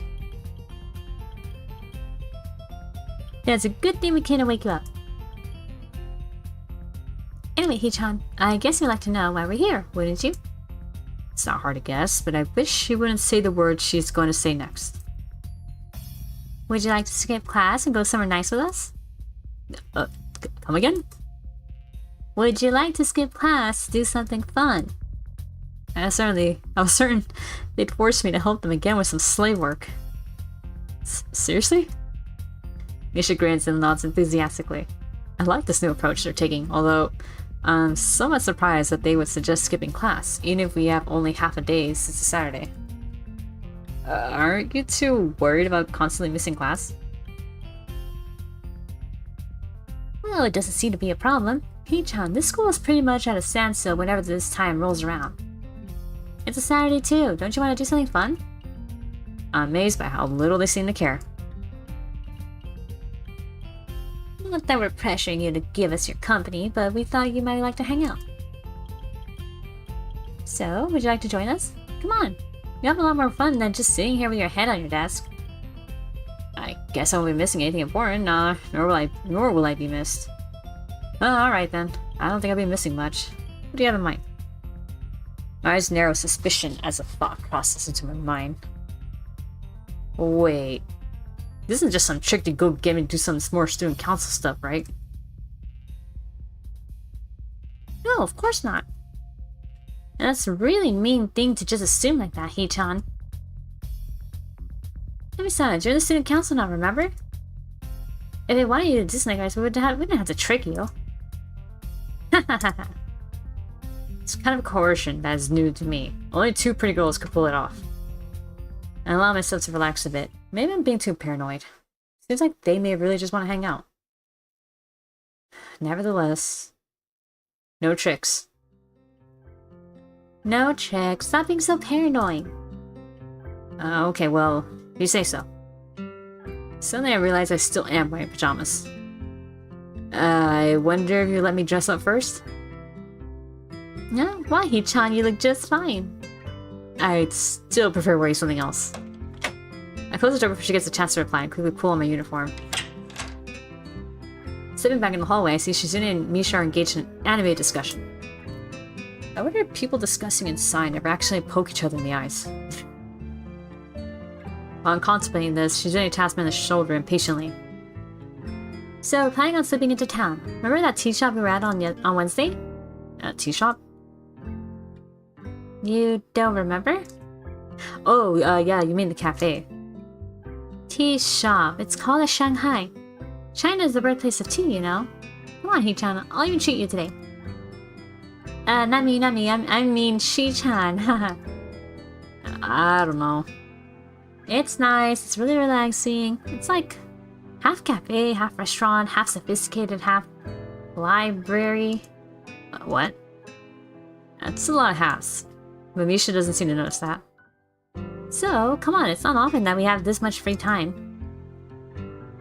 If you're busy though, we don't have to. Oh, you don't have to. It's like your presence is absolutely required. Ha ha ha ha. Never seen more weakly disguised reverse psychology in my life. I feel kind of tired today. My teachers in my classes might want to know where I am. Maybe. On the other hand, I haven't really been into town at all since I've gotten here, so this is a good reason to head there. Also, I could use something to eat. If it's Shizune's treat, even better. I'm totally broke. Alright, let's go. Lead the way. Great! Made it to the tea shop with a 15-minute walk. Seems that we are the only customers around. Is it always this quiet in the morning? By that I mean, is it always just empty? No, this is kind of weird. Hey, this isn't a bad thing though, right? You're right. We take our seats at a large square wooden table, and it hits me that I don't know what this place serves. I just want what Yuko recommended last time. Hey, is there a menu or something? Nope. Ugh, that was a strange amount of zest. So, Hee-chan, have you decided what you're gonna order? I look on the store and can't see anything resembling a menu. I don't understand. What's up with this place? Who gives? Is this some kind of secret shop? Can you only enter here with a secret handshake? It's that kind of wink and nod? Do you need someone to vouch for you? A blood oath? Damn, it was nothing like this last time. I don't know. Last time I think I just got coffee? What do they serve here? Tea! Ah, well, that's... not just tea, right? Not only tea, there's other stuff too, right? You had a sandwich last time, bro. Clearly. Clearly. Like what? There are no menus here. Where are the menus? They're playing the joke on me. There's no way out of this. All I can do is brace myself for the inevitable oncoming burn. I also want to walk out of the store, but I'm already sitting down. It would be improper to leave now. The unspoken rules of polite social conduct block my exit like a wall of fire. I just try to play it safe. I'll order what they order. If it's acceptably manly enough. What the fuck? Why don't you two order before me? Ladies first. Well played, Hee-chan, but we already ordered. How is that possible? When? How? From who? We're regulars. We come here so often that we don't have to do that anymore. Well, I guess you've had enough. We're sitting on the menus, of course. I look around the other tables. There are no menus on any of them. That means they must just keep them in a big stack near the door or something. What a thing to sit on, and what speed to grab them so quickly. Well, whatever. Can I have one then? You can take one if you want, but you're not the kind of person who would do something like that. Let's give lascivious? Isn't that right? I tell them that I'd just like some coffee and put my head down on the cool tabletop. Coffee? This is a very high-class establishment. You're gonna order coffee? I could tell they're messing with me again. In that case, I'll have whatever you're having. Hee-chan, Shi-chan is drinking a special tea that is only grown in remote areas of India. The tea is still handmade by a tribe of tea makers who have passed the methods down to their families for generations. They must wade through alligator-infested waters to obtain the leaves once a year. On each trip, some do not make it back alive. I can't drink that. I would feel so guilty. And I'll have what you're having. I don't know what I'm drinking. How? Fine then, I want the tea that people died for. No, never mind, I'll have coffee. This is a very high-class establishment, and they should have very high-class coffee, right? No one died for it, right? The perfect answer. There's no way they can stand against it. Shizune shrugs as if to say, well played. They still didn't answer my second question. Oh, it's Yuko again. Misha calls for Yuko, who brings over our drinks and a single incredibly tiny yellow cake with a little black plastic fork stuck in it for each of us. I ate my cake in one bite, amazed at how it's probably the least filling thing I've ever eaten. Hee-chan, do you have any plans for tomorrow? Misha takes a gulp of her tea, something sounding suspiciously high class, even though it looks like ordinary tea. She drinks with incredible recklessness, considering how hot it is. The exact opposite of Shizune or Lily. Plans? That sounds ominous. Plans? Yes. Yes, I am incredibly busy tomorrow. In fact, I have so much to do that I will not have any free time at all. That's right, none whatsoever. Anything I have to do is extremely important. Very, very, very important. Misha giggles, clearly not buying it, and then signs it all back to Shizune, who nods slowly and deliberately while looking very unamused. Excuse me. Suddenly she leans forward, staring analytically at my face like a human lie detector, waiting for the smallest tell to give me away. After at least a minute of this, she sits back down in her seat and takes a sip of tea. Okay, Hee-chan, if you're that busy, we don't have anything to do tomorrow, so we thought maybe you'd want to hang out with us at the festival. You're new here anyway, right? Right? So, We thought we would show you around and have some fun together. But if you're that busy, we understand. Oh well, well. Both of them shrugged together in perfect sync as if they rehearsed it. Hee-chan, you're so paranoid. And you'll never beat me anyway, so I bother getting so worked up about it. Wow, Shi-chan. Beat you? What are you talking about? Is she talking about the coercion? I never realized that was just a game to her. That was the only one who saw it as competition. You know? Huh? Do you, Hee-chan? Because I don't. You can't outwit me. Ah well, Hee-chan, not me. What are you talking about, Shi-chan? I can see she's smiling craftily. The fucking face, man. Dare me to enter this battle of wills and wits with her. When he is pushed to the edges of despair, a man has no choice but to stink. Or grasp at the fleeting wisps of hope. Fight with all his power against the inevitabilities of his fate, and struggle against the impossible. For even if he fails, at least fail knowing that he dared greatly. Or something like that. Well, we'll see about that. Don't underestimate me. Did you have to follow through to make good on that, Hee-chan? Well, I can get lucky. Don't count on that possibility. Don't count out that possibility, sorry. You won't. I will. Wait. Let's make a wager on it then. I don't care about competition. That's a blatant lie. Wait, what exactly do you mean? It's okay if you don't know, neither do I. So it's settled then. Alright, alright. What? Did you hear what I just said? Now what's left is the stakes. What the winner wins are more interesting what the loser loses. Oh, hey! It's a very dangerous game I'm playing. She's seeing herself as a very dangerous girl. She can only think in terms of winning and losing.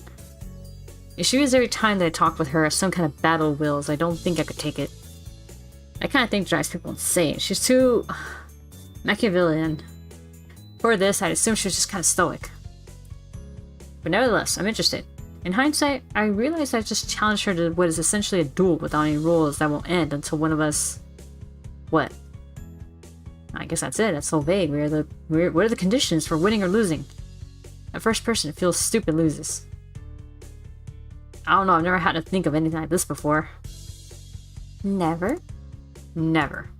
So you have never gambled, Hee-chan? I'm surprised you two have.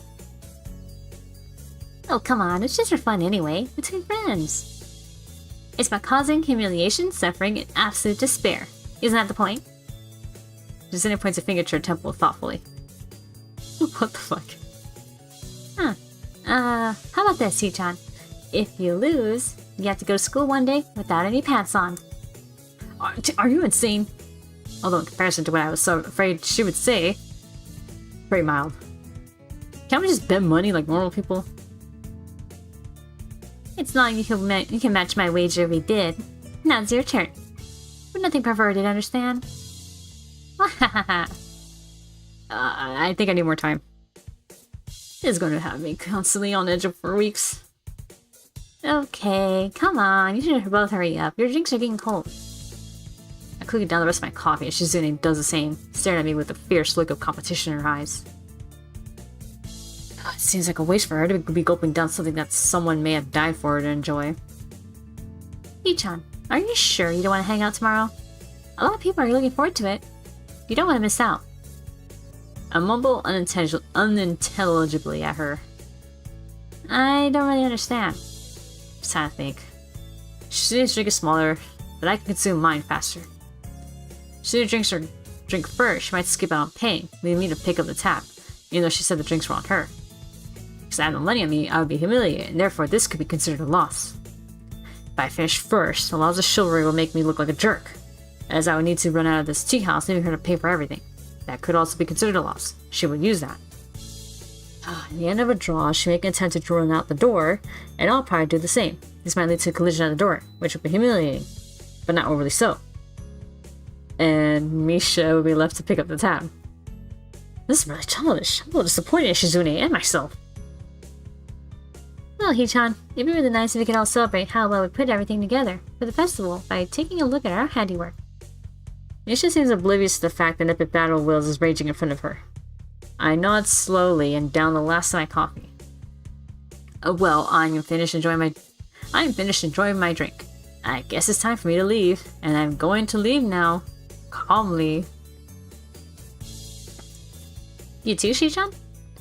Wait, why are you two acting so weird? I quickly walk out the door and Shizune follows. Misha's gonna have to put them. They both had the same idea. They left Misha to pay for it. Sorry, Misha. No! Poor Misha didn't deserve that. Come on. Catching up to me, Shizune quickly pushes her glasses up and presses a note into my hand. What? If you lose, you have to come and hang out with us tomorrow. You make it sound like a punishment. So, you think you can win today? That's kind of cocky, Shizune. Forgot for a second that she can't hear me. I nod. Right now, she seems much cuter than she usually is, smiling softly with a hint of confidence coming through. Shizune looks energetic and carefree, although it could just be the caffeine. We gotta learn sign language. She winks and extends her hand for a handshake. I wonder if there's a buzzer in there and she plans to shock me. That doesn't mean like something she would do. So I accept. With a squeeze, she puts another note in my hand. I'm momentarily I think that it's a buzzer. I wonder if the shock could kill me. Shizune smirks and then runs off. If I don't know how to get back to school from here, there'll be work waiting for you when you do. See you then. Like, I crushed the note in my fist dramatically, but no one is there to see it, and that makes me sad. Wonder if it's too late to go back to the shop and ask Misha for directions. But then again, I gave her a hard time for not knowing the way here, so I can't allow her to score off me for not knowing the way back. And if I ask her, Shizune could see it as a victory. No, it's not necessary. School is on top of a damn hill. How hard could it be to find? I may be slightly directionally challenged, but I'm sure that even I can do this. About an hour and a half later. Doesn't it take 15 minutes to get there? I walked the long paved path leading from the gates to the main building. See, this is why I don't like being lost. Haha, just the person we're waiting for. So you made it here eventually, Hee-chan. Good. Now it's time for work. Misha and Shizune had laid an ambush for me in the main lobby of the ground floor, and I walked straight into it. I should have just circled around the school like I had originally planned out, but I thought that I was overreacting and being silly. Misha is waving a thick stack of printouts in my general direction, taunting me. We sort of need your help. Sort of? We need your help. You will help us.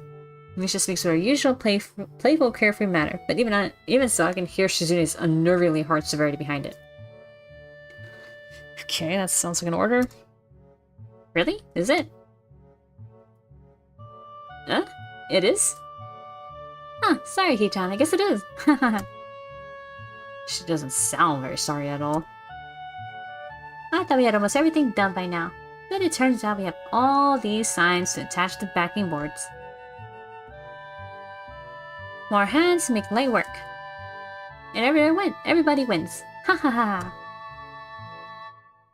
This is your duty after all, as a member of the student council, which you are a part of. As a member of the student council.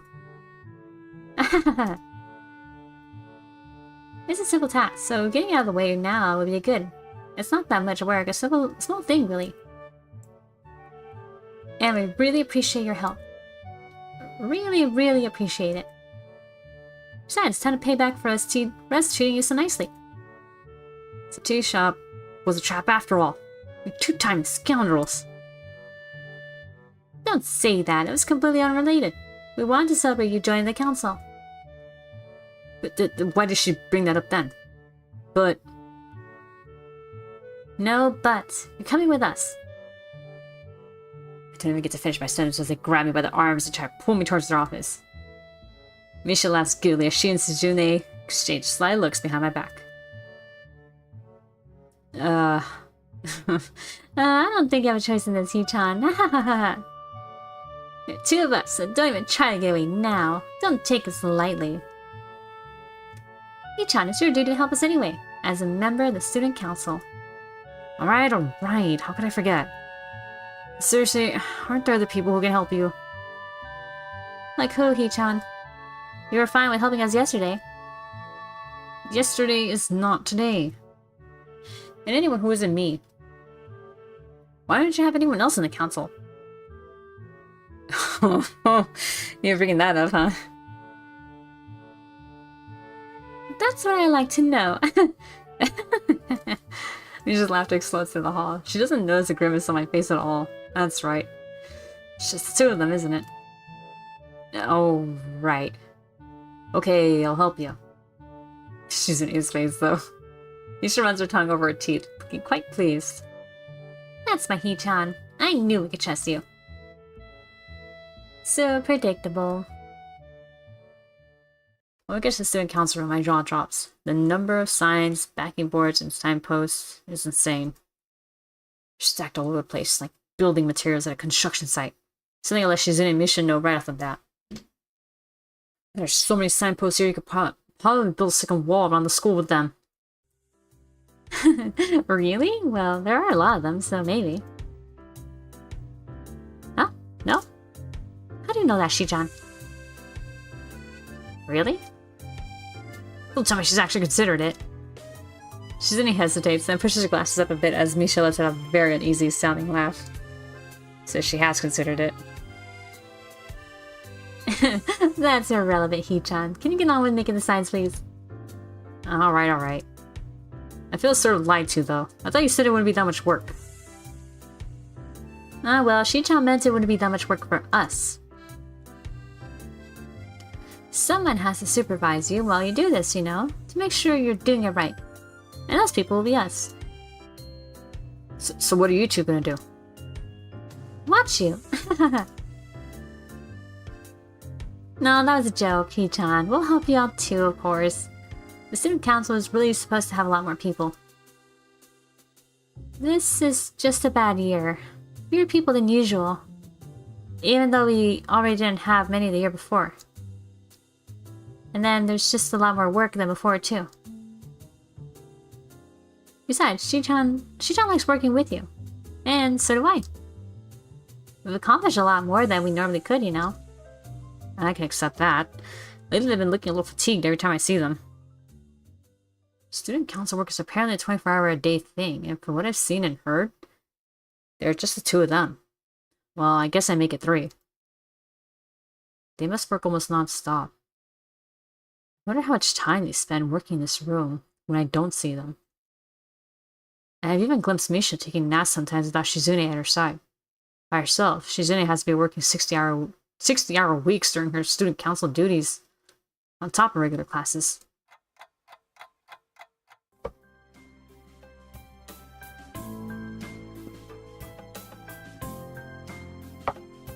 Okay, quick water break.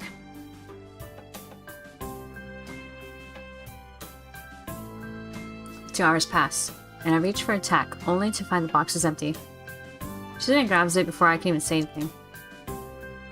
She smiles, tossing it expertly into a trash can, along with another empty box of tacks. So you're out too, Hee-chan. Don't worry, Shi-chan says you'll get some more. Ahahaha. We went through a box too, but me and Shi-chan decided to wait until you needed a new box as well before getting a new one. Something about that strikes me as odd. Wait, we both ran out of tacks just now? Huh, wow, what a weird coincidence, huh? Oh, well, actually, Hee-chan, we ran out 20 minutes ago. There's only one spare box of tacks, the ones we gave to you. And you were flying through those pretty quickly, so we thought that we should wait until we both had no more tacks before getting more. Then Shi-chan could get fresh boxes of tacks for all of us at the same time. You know, for efficiency. Shizune nods, preparing to step out the door. Wait a second, so what did you two do for the past 20 minutes? Nothing, of course. What could we do? We had no tacks, Hee-chan. Shizune and Misha exchanged knowing glances before they gave a perfectly synchronized and incredibly exaggerated simultaneous shrug. I see. So you decided to take a break. Clever. Oh, we know it was clever. Whose idea was it? The both of us, of course, of course. Well, He-chan, it was all She-chan's idea. I turn immediately to Shizune, who gives me a curt wave and a surprisingly cheery smile before quickly vanishing out the door. Well then, why didn't you just say you wanted to take a break? I used to think that Shizune and Misha were polar opposites. Misha always seemed so energetic and playful like any other girl. Shizune, on the other hand, always seemed distant, aggressively manipulative, and vaguely scary but distant. There were times when I thought that she had no sense of humor. Cute as she was, I'd almost never seen her smile. Not to mention all the other things. The analytical stare, the permanently stoic expression, and even her penmanship. So mechanically precise that everything she writes looks tight. But Shizune and Misha really aren't as different as I thought. I'm a little surprised. Why? Shizune, I didn't know she liked to joke around like that. What I mean to say is, I didn't know she could act so girlish. It was actually pretty cute. Ah, you'd be surprised, He-chan. Well, I didn't know you and her were so close either, the first time I saw you. I'll always be curious as to how these two met. Do you two go far back or something? Childhood friends? Next door neighbors? No, sorry, He-chan. It's not anything like that. Even if it would be cuter that way. When I came to this school, they just placed me next to She-chan, and she looked like a very serious person. And I thought, I'm gonna be spending the rest of the year next to this person, maybe. So it'd be nice if we could be friends. But I wonder if she'll like me. And I learned that she was deaf. You know, He-chan, the first time I just thought she was just ignoring me. But luckily, I knew a little sign language, and we became friends. I don't know where Misha learned how to sign, but I guess that's something for another time. Now, I guess we're always together. It's nice. I've always wanted someone to listen to me. And I think She-chan likes having someone to talk to. So, everybody wins. Huh, that's nice. That's it? You look disappointed, He-chan. What were you expecting? You know, He-chan, I don't think that me and She-chan thanked you properly. For what? Join the student council. You've been a real help to us, He-chan. I think I'll get a little more sleep now. Oh, well, I'm glad I could help. If it helps a young woman sleep at night. That's an interesting thing to say, He-chan. She-chan really appreciates you helping us out too. At that moment, Shizune steps back into the room, looking slightly annoyed and sipping offhandedly from a juice box. She throws 2 boxes of tacks on the floor with a wry smile. She-chan. Misha opens her mouth to speak, but then quickly closes it as Shizune suddenly crumples her juice box with a crunch like the sound of breaking bones. Is she mad? I can tell that each harsh, quaking hand gesture is most likely an epithet. What's she saying? It was just very hard to get these. Oh, why? Did you have to ask them from Lily? I guess that's an understatement, She-chan. Shizune calms down a bit, shading her glasses and lightly brushing her bangs back with one finger. It really was a big deal in retrospect. That's worth thinking of you. Alright then, I guess the two of us should just get back to work, He-chan. Sure, why not? By the time we're done with the science, it's already getting dark out. I hadn't expected something on this to take so long, but then again, if it were that easy, I thought Shizune and Misha would have asked for my help. Actually, I'm kind of wondering now, in hindsight, the moments where I had, like, options to, like, side with other girls, or, you know, actively try to pursue more time with them, maybe, would that have affected the narrative? Because I feel like this has now suddenly became more Shizune and Misha.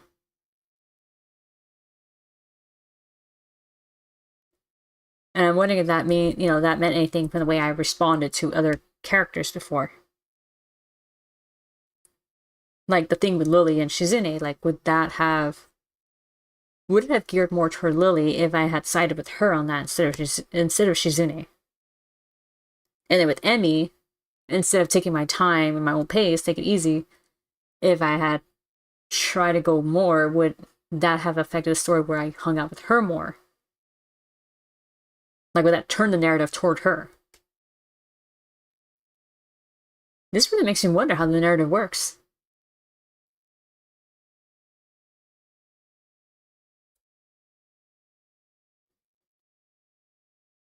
Because the only thing I could think of that was somewhat similar was Mystic Messenger on the Korean dating sim on the phone. It's free. It's free. And I remember, like, it goes by real time, where you have, let me see, 1, 2, 3. Okay, yeah, it was like the first 4 days, I believe.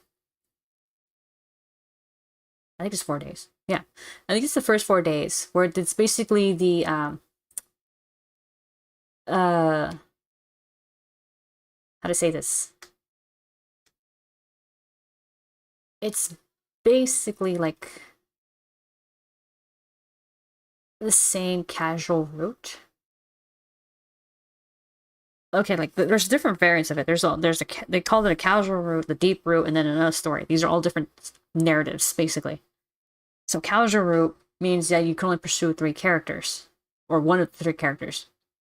And during those 4 days, depending on how you respond in chat rooms, which they actually pop up at certain times of the day. So if a chat room is scheduled to pop up at around 11:24 or something, it will not pop up until that time hits in real time.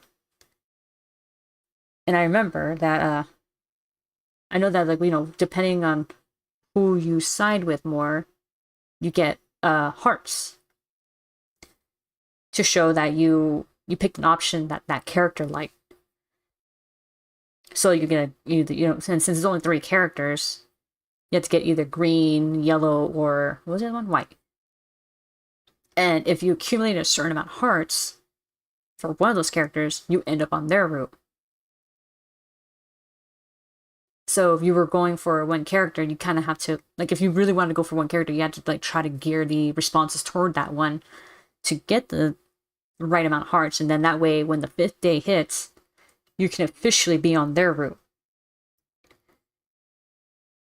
And I'm wondering if this game works the same way, and I just didn't realize it.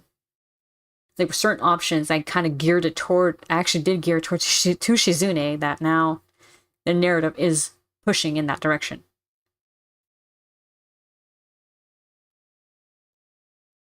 Which, as I admit, I kind of like that. I like that the narrative does change slightly as you keep going toward that. With Mystic Messenger, it's always the same. Like, you'll get the same exact chats, you'll just have different responses depending on what you answer to that character. And then, obviously, the being on their route gives you a new story. Anyway.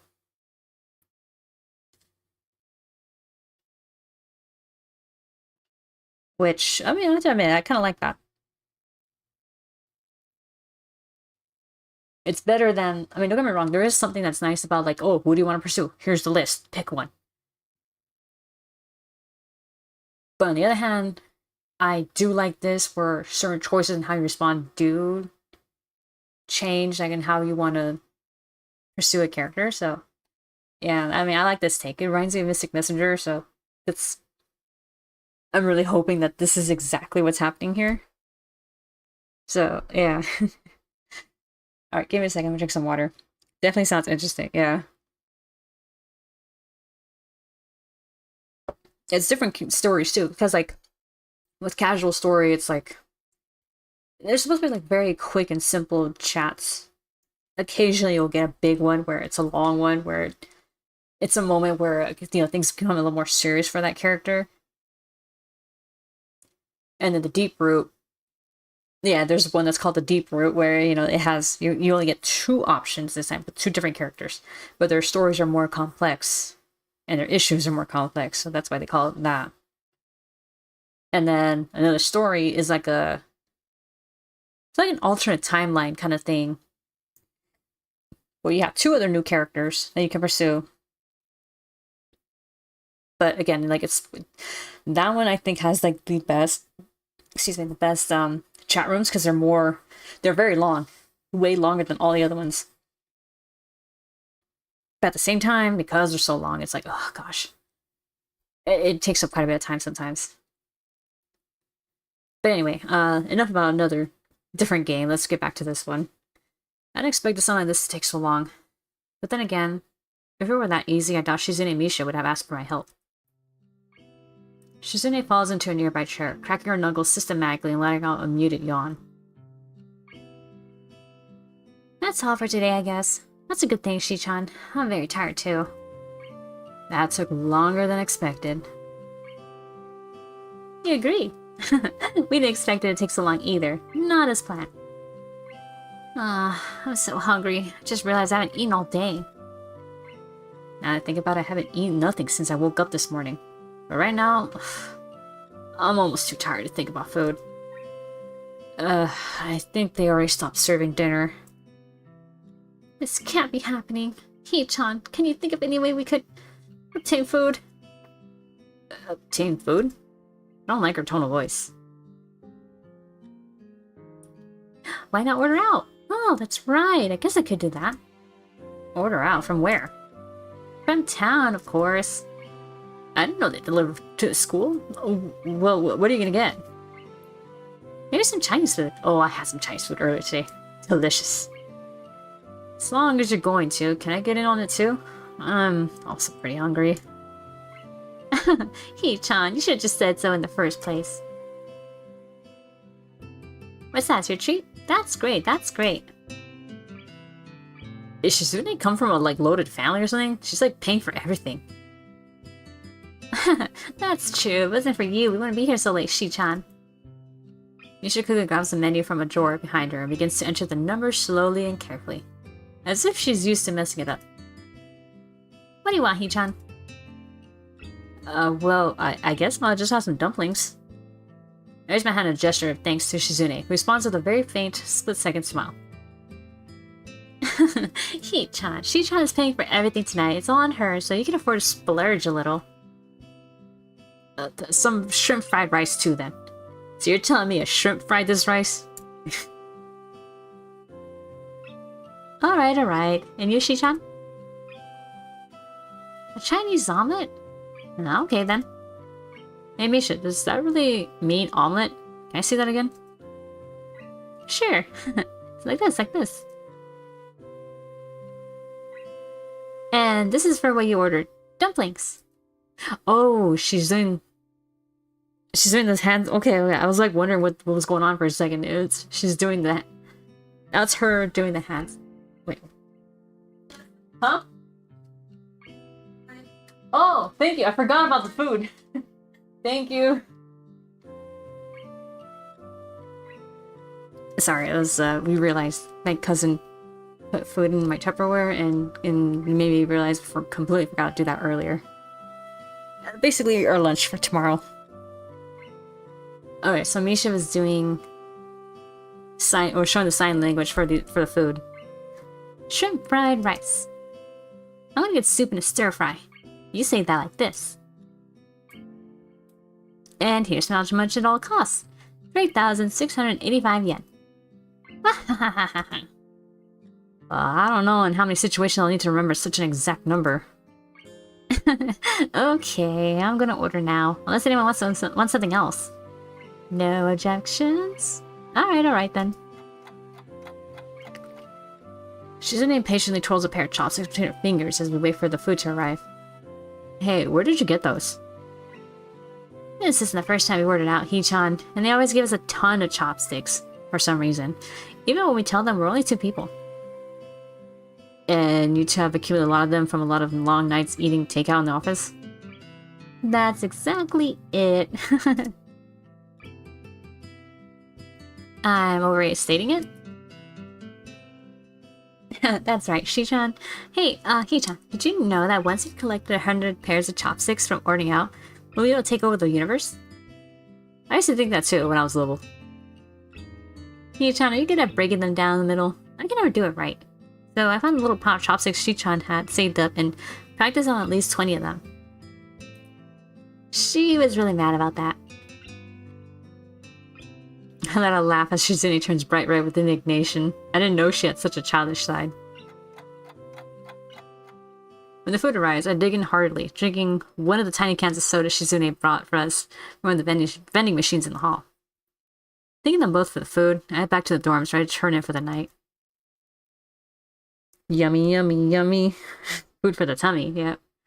The dorms are eerily quiet except for the sounds of portable TVs and radios murmuring unintelligibly behind thin walls.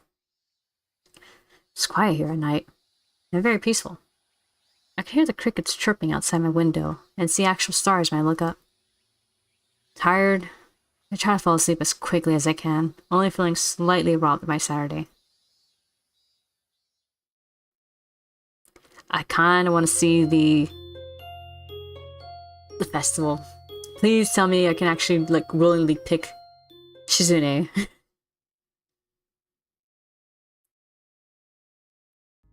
The next day I wake up feeling a little lightheaded. It's almost noon already. Sleeping late is fine since it's a Sunday, but there are no classes. Not just a Sunday though, but the festival as well.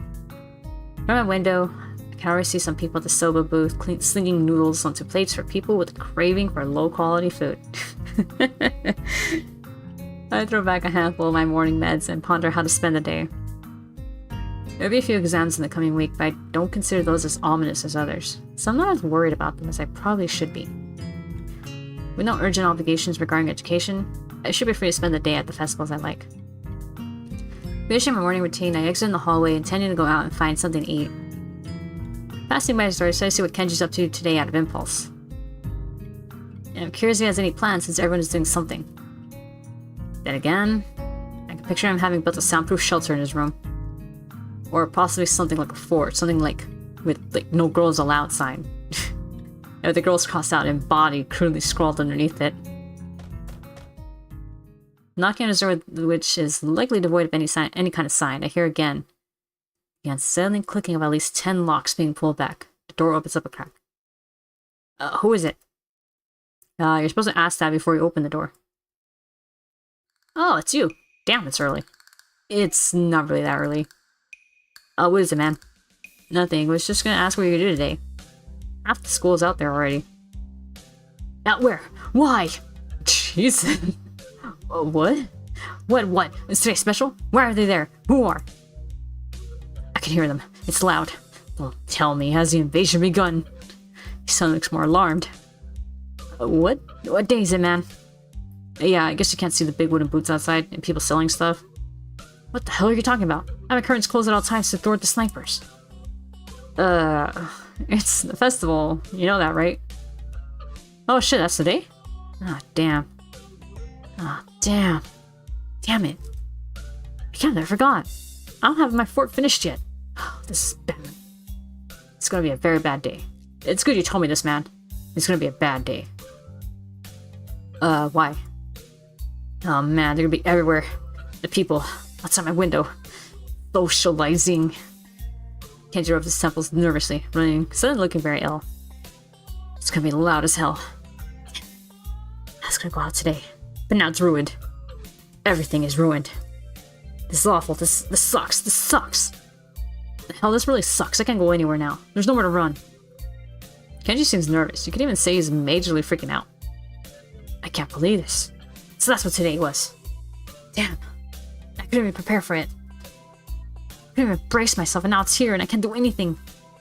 You should have told me this earlier, dude. I mean, at least I know, but I could have known earlier.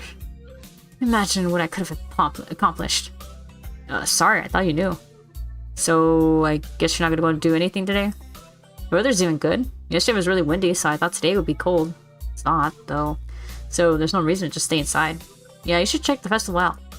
Kenji groans and covers his face with his hands. Ugh, no, I can't do that. Well, get me alive out there, you know it. That'd be a joke, but he said with such a straight face, relatively straight. What are you gonna do? We should hang out in here. You can help me build my fort. We might still make it if we work together. I'm gonna have to hang out with the student council since I lost the bet. I basically didn't agree on when and where. I'll just wait for them rather than risk us missing each other in chaos outside. They must be busy running around and organizing things anyway. It's funny. I would assume the price for losing to Shizune in a stupid game to be a lot more severe. This is just a pretense for spending time with her. In that case, I guess she just wants me to have fun. Even though she can't just come out and make her intentions clear, they may be good intentions after all. And I think I'm starting to like her more. I could skip going, but it'd be a waste. And I want to go too. I mean, you know, today does seem pretty exciting, if anything. It'll be interesting. Student council, what? That's still around? Isn't like 2 dudes? They're both girls. Oh no, we triggered him. Really? Are they cute? Damn, no, wait. Are they cute? No, it doesn't matter. I heard the student council president is insane. That whoever it is never talks. It only gives orders to flunkies. Shit, they're the same in every school. Sounds like a cold-hearted bitch. Bitches be everywhere. If it's 2 girls, they outnumber you 2 against 1. That is a dangerous situation, dude. Who knows what can happen? Damn, the student council is just 2 women. But they hold so much power. They must be stopped. I can see them plotting ways to push their feminist agenda. Can't trust an administration like that. This is not cool. Not cool. Damn, shit, damn! He fingers his scarf nervously, faster and faster like he's trying to start a fire. Then slowly begins to calm down once the panic attack finishes running its course. I'm gonna have to find some place to hide in. A safe haven. And then knock the lights out of myself so I don't have to experience this horrible day. Oh my god. Jesus. You're confirming his worst fears. I know. He's literally gonna be like, I'm gonna seal myself into something and then knock myself out so I can just make it through today. I have the perfect thing for that. I must prepare now. Don't go to the festival. Okay. Later, dude. The door slowly closes a low creak, and I don't know how to feel about what Kenji just said. I pondered what I'd like to do with Shizune and Misha. Deciding it's best to be extra prepared, I dug back into my room to stock my wallet with money. I wonder if they have that game where you try to catch goldfish on a paper net. It seems way easier than they make it look. Then again, if I were to catch a goldfish, I'd have no real reason to keep it. What am I going to do with the fish in my tiny room? Cook it? I could give it to Shizune or Misha, but that might be overstepping my bounds. It's a real problem. Both of them are cute, but I don't think I have any chance with either of them. Regardless, I'm all over the thought of doing it. I imagine how they might react if I were to give them a gift tonight, like a fish or a doll. Misha would probably laugh like she always does. Shizune might slap it out of my hand. Maybe it isn't such a good idea after all. Okay, I think I'm set. Shoot your shot, man. You never know. A good while later, I decided that this could be another psych-out test devised by Shizune. Even if it isn't, it's starting to get kind of late. I resolved to just go out and research for them, even though I don't know where I could look. It might be really hard to find today. Oh gosh, she's already there. As soon as I step outside, I almost bump into Shizune. Oh, hi Shizune, where's Misha? I try to sound as best as I can, but really I'm just making stuff up. I've got to ask Misha to teach me some of this. Worst she can say is no, indeed. Here! Misha pops up from behind Shizune, grinning wildly. Oh, widely. We just came to make sure you're coming along with us to the festival. Don't renege on your promise. A promise? I don't think I promised anything. Stop trying to get out of it. Come on, Hee-chan, it'll be fun. You need this anyway, or you'll become a no-good person. You don't want to become one of those people who just stays in their dorm room all day being paranoid, do you? Like a certain somebody. I find myself staring over his shoulder at Kenji's room right across from mine. I hope he didn't hear that, but I think Misha wants the opposite. No, of course not. I was just playing around a little. I was right about to leave anyway. You two didn't have to come here. Really? Shi-chan was worried you would try to get out of it somehow. We need you, Hee-chan. Huh? My heart just skipped a beat. Isn't that a bad thing, knowing your heart condition? I don't have the aim to knock the dolls off their pedestals in that one game, and Shi-chan refuses to throw things. Oh.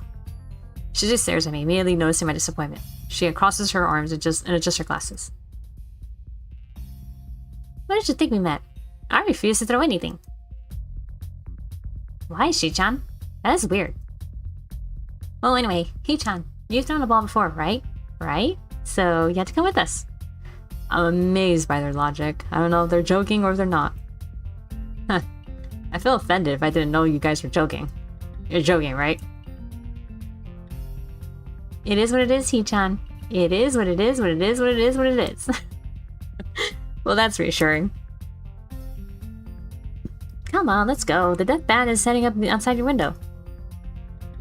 Misha grabs me by the hand and tries to pull me out the door, but it's clear that she isn't trying at all. She looks at the both of us, blushing slightly and filling with her glasses impatiently. I'm not used to this kind of casual contact, but I have nothing against it. How can I object? Oh yeah, isn't like touching a big deal in Japan? It's still light outside, but the sun is getting ready to set behind the trees. There's like half the school is out here. I can even see some faculty members standing off to the side, helping themselves to some punch. They're about to empty the entire bowl to the dismay of the girl working the stall. There's some fortune tellers chatting idly with their friends, while others have already gotten started slinging horoscopes at anyone who walks in range. I think that kind of tactic's a little too aggressive, but it shows that they're into it. It's refreshing to see, but I don't know if they'll be able to get used to it. Well, we should get something to eat. Hungry, Hee-chan? I think I haven't eaten all day. I don't really want to eat fried noodles. That's okay. There are other fried foods. Are there any foods that aren't fried? Candy, junk food is the essence of celebrations. Wahahaha. Come on, I mean, Hee-chan, I will treat you to one thing. One? Oh, one? Just one. Only so you can build up energy for your throwing arm. But it doesn't look like all the booths are done setting up yet, so you might not be able to get what you want. I take a look around, surprised by the number of stalls. It's unbelievable, this festival seems larger than the ones you might see in actual towns. Despite what Misha said, it seems like half the school is already celebrating. The air is humming with the excited chatter of at least half the student body. I can smell food cooking, it's only making me hungry by the second. Come on, Hee-chan, the food is already disappearing fast. If you want takoyaki, we need to move now. I could go for some takoyaki. Come on, let's do that. Alright, I haven't had takoyaki in forever. I'm game. Shizune takes off before Misha can even sign it back to her, briefly walking towards the takoyaki stand as Misha and I try to catch up. Ooh. Misha laughs as she skips towards to Shizune, who asks for 3 orders of takoyaki by holding up 3 fingers. I never noticed it before, but for someone who is so obsessed with high-class tea, it's a little weird that Shizune is also so into fast food. I take the plate of takoyaki she hands me, and wonder if I should dig in. It looks extremely hot. I can see the smoke coming off of it, and the oil bubbling on the surface. You mean the steam? Shizune and Misha both look at me, as if waiting for me to eat before they can begin. I can't back down, so I spear one of the tiny plastic pork johnsons sticking up from the corner of the plate. However, before I can even put it into my mouth, Shizune and Misha begin eating eagerly. Shizune taking quick but delicate bites out of the takoyaki, while Misha eats with relish like a small child. I guess at the end of the day, both of them are just like kids like any other student here. This is kind of nice. I don't think I've had a chance like this in a long time to just hang out with other people and enjoy their company. Even for coming here, I've been going through a very busy year. So busy that I hadn't realized what I've been missing until now. Here, I feel at peace. This is a soothing atmosphere. I didn't know these kinds of festivals still existed. Hee-chan? You aren't gonna eat your food? Oh no, I'm gonna eat it. I hope you aren't chickening out because it's too hot. That's not it. Even their teasing is beginning to become endearing. I eat quickly before my food can get cold, thinking that the dimly lit paper lanterns glowing warmly against the sunset make for a beautiful sight. Before I can finish my last bite of takoyaki, Shizune steps in front of me, standing perfectly straight with her arms rigidly behind her back. I can see she's trying her best to look as serious as possible, but even she can't hide her good mood, as there is a slight smile on her face. Come on, Hee-chan, let's go play some games. Are they even done setting up? No, but it doesn't matter, it doesn't matter. Come on, Hee-chan, before it gets too crowded. Misha puts her hand on my shoulder and laughs very loudly. Come on. The prizes look really great this year. Really. Wouldn't you like to win some prizes for 2 cute girls like us? Misha flashes her best cute look, which is admittedly pretty cute. I look at Shizune, expecting her to do the same. But she just looks at me like I'm insane. Misha, stop doing that. Oh, wait, I'm Misha. Hey, Sean, hurry up. You've been holding that piece of takoyaki for like 1,000 years. I like to savor everything that I eat, even this. Without warning, Shizune picks the takoyaki from my hand and plops it into her mouth with a smile. That happened so fast that there was no way I could have stopped her. Before I can even fully process what just happened, Misha bursts into laughter, and Shizune smiles at me. Probably the closest I've seen her come to laughing. Well, that takes care of that. Shizune grabs my right hand, and Misha grabs my left.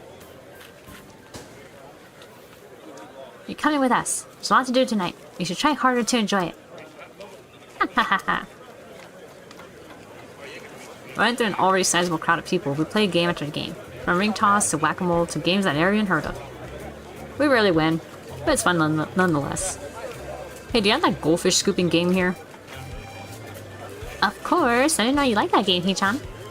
Well, I always wanted to try it. It doesn't seem too hard. Are you sure about that, Hee-chan?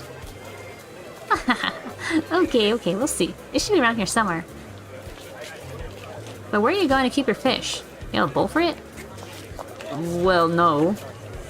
Maybe he'll eat it. Alright, Hee-chan, if we win any fish, we'll give them to you. Oh, really? Another game? Fine then.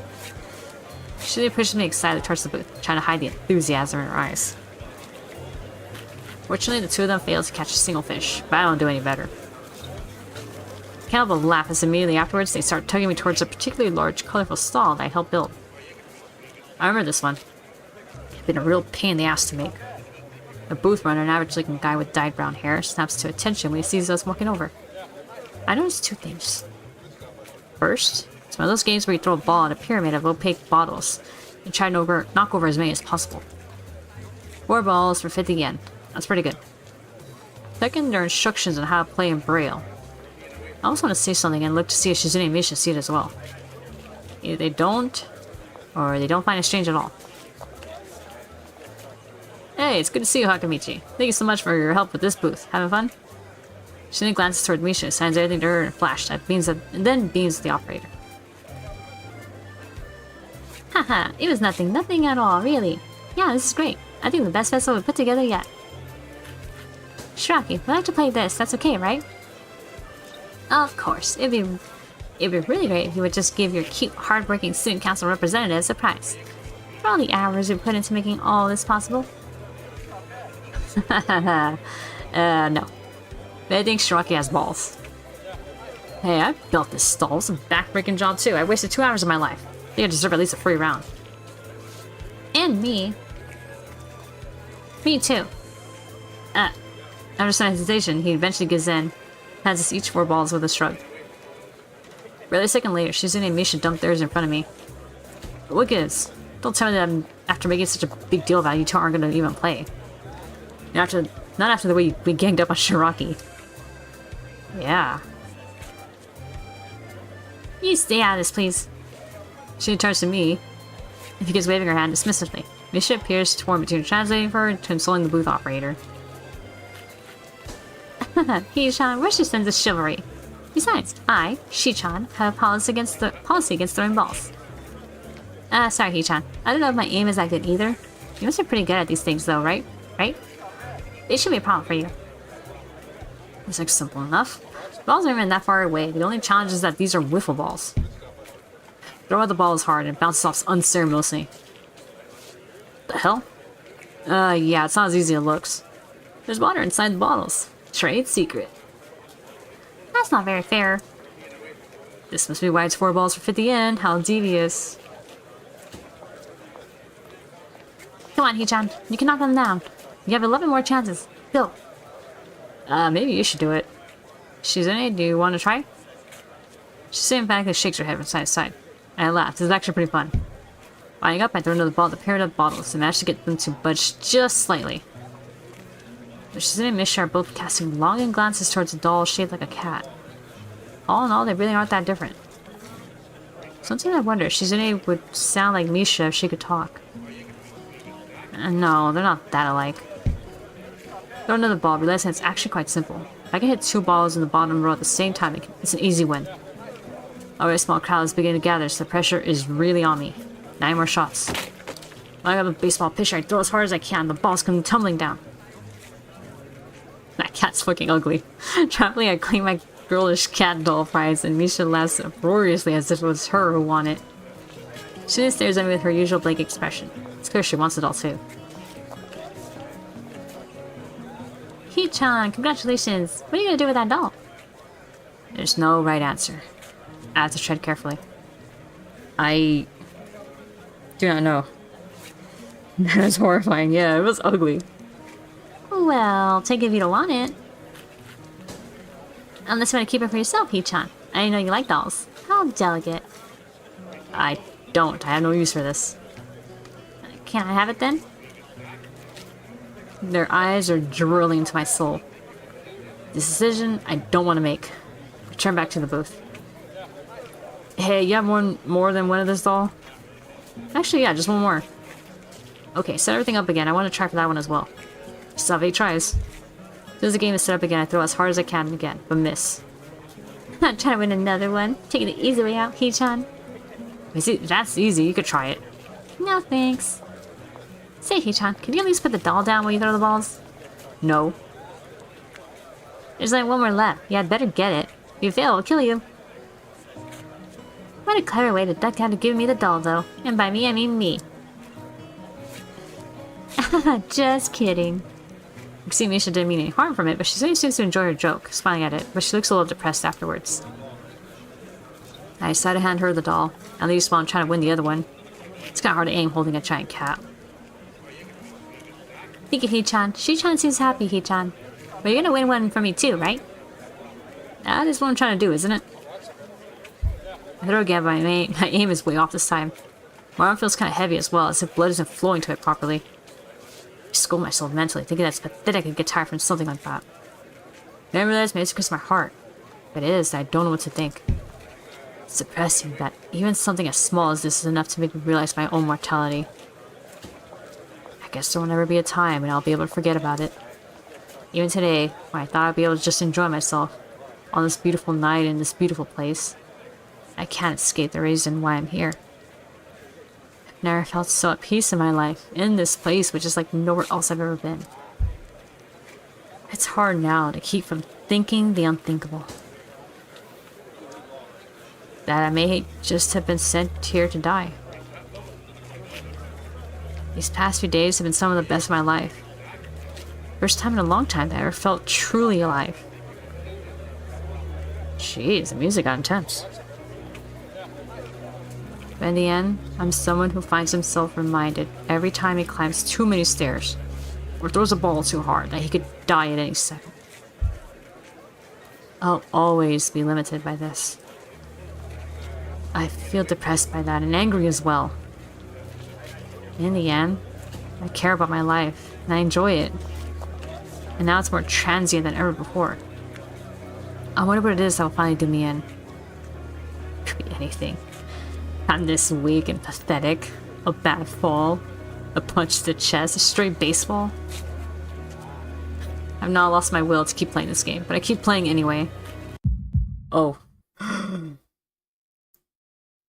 Yeah, plushies, Minnie. I have a start. Oh yeah, I do have plushies. I have Pokemon plushies. My favorite ones. And I also have a Princess Luna plush. Suddenly I feel a split-second sensation of pain in my chest. It comes and goes instantaneously, but it's enough to make me stumble just a bit. Shizune jumps back, startled. She comes closer, staring at me with concern. Misha puts her hand on my shoulder. Hey, Hee-chan. Are you okay? Yeah, I'm fine. I don't feel too good right now. I think I'm sick. I don't think I can go on. Misha frowns. Don't strain yourself. If you're that sick, you'll just make yourself sicker. Look, the festival's just getting started, and we've been playing games for a while. We can take a little break if you're tired. A good idea, Shi-chan. I'm feeling a little tired, too. I think we're a little worn out. Running all over the school, Hee-chan. I nod. They don't seem to notice anything unusual. That's good. We walk through the sea of people with Misha cheerfully pointing out the faces of everyone she knows. Shizune holds the stuffed cat in her arms, cradling it absentmindly. Seems like they're having fun. Suddenly I feel a pang of guilt.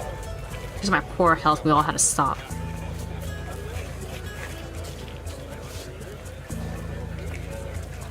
Hold on. Where is it?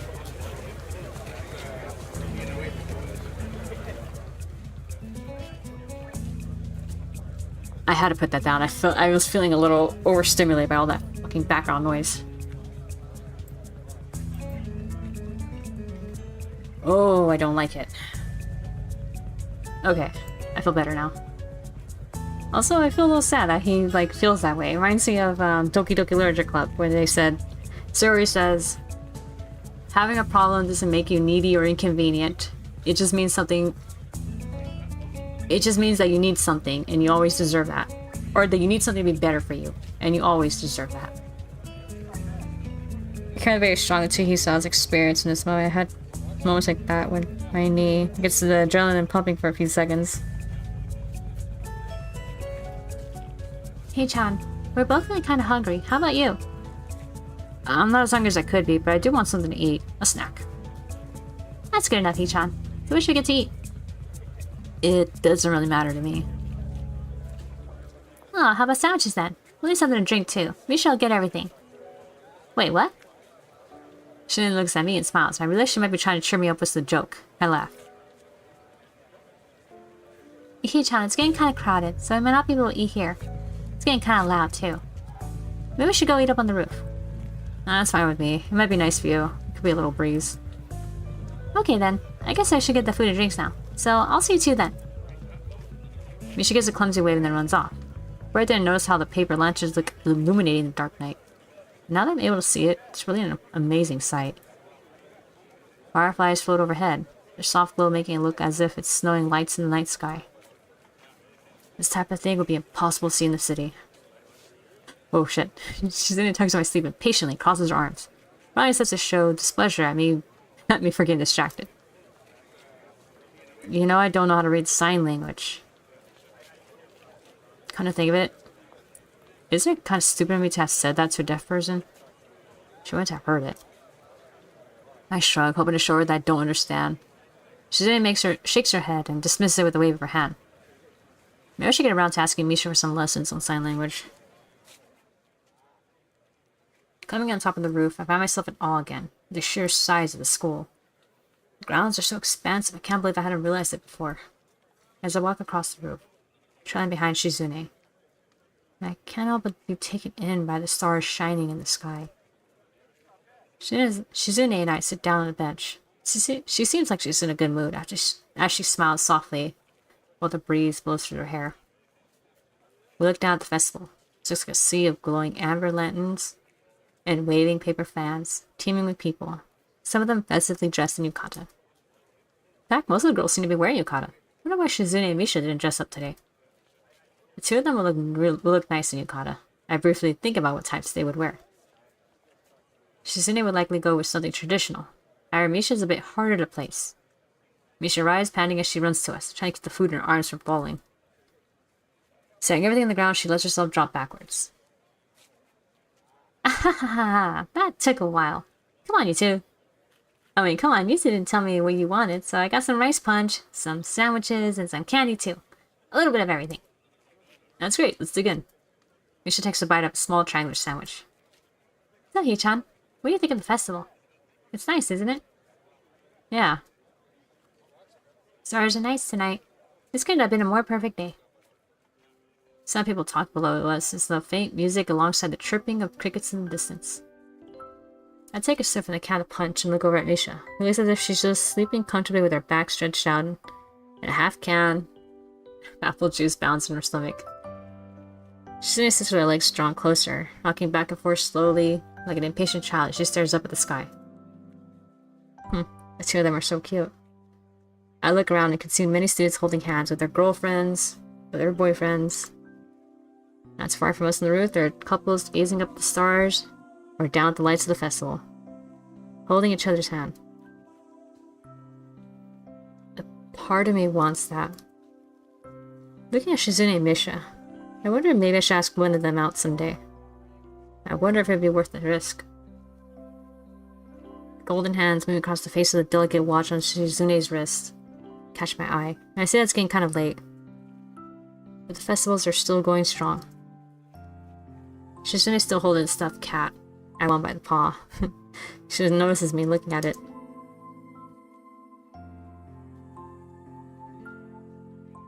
Offhandedly, she offers it to me. I smiled, wanting to ask her what I would do with it, but she wouldn't be able to understand me.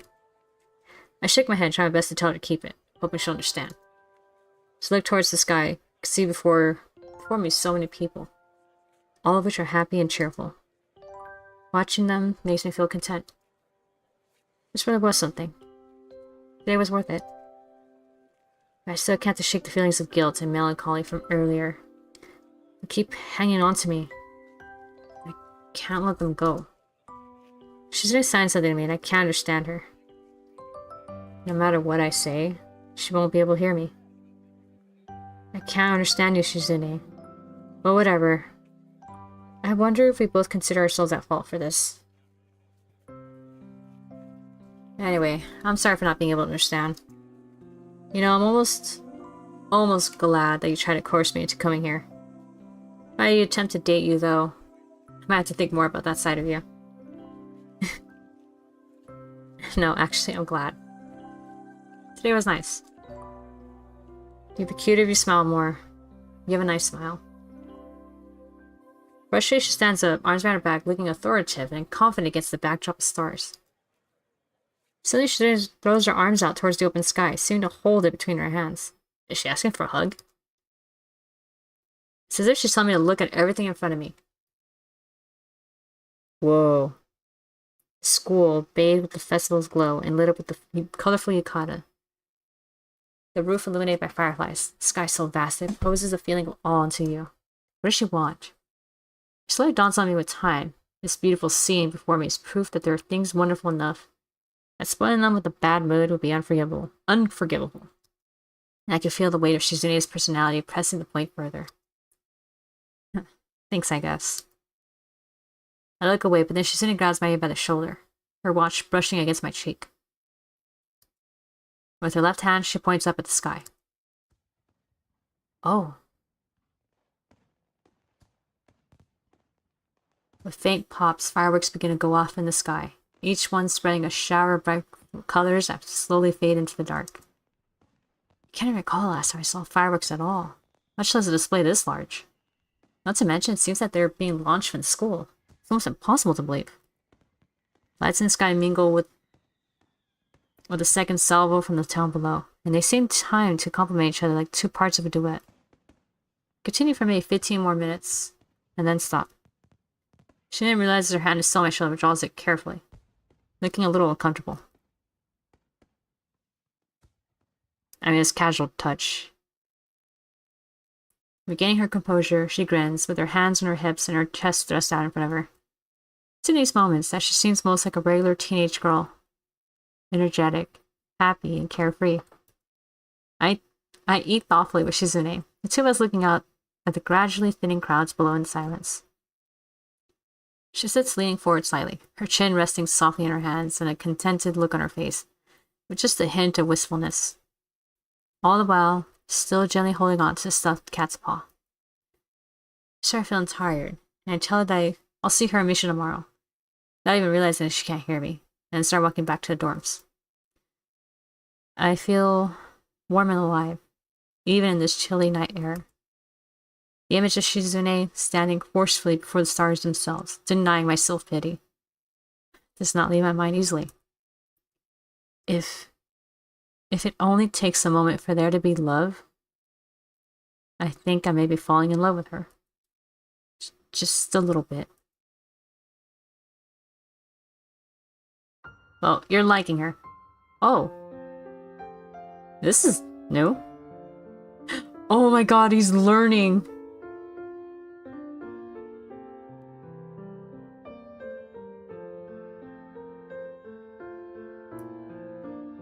A triangle.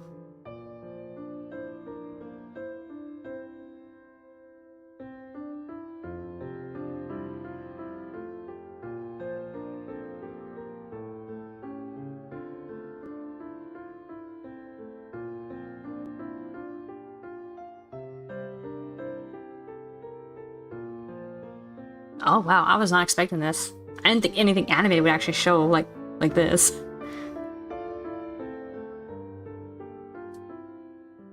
Act 2. That was only Act 1? Learning to read.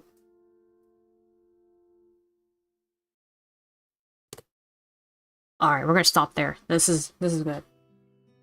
Finish Shizune's Act 1. Oh, so I did end up on Shizune's thing, the you know, her route.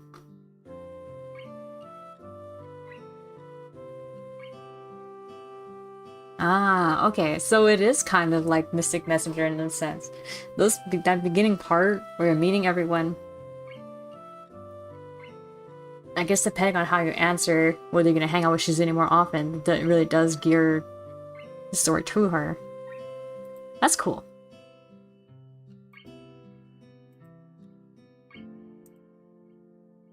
Alright, we'll do it there. 5 hours, nice.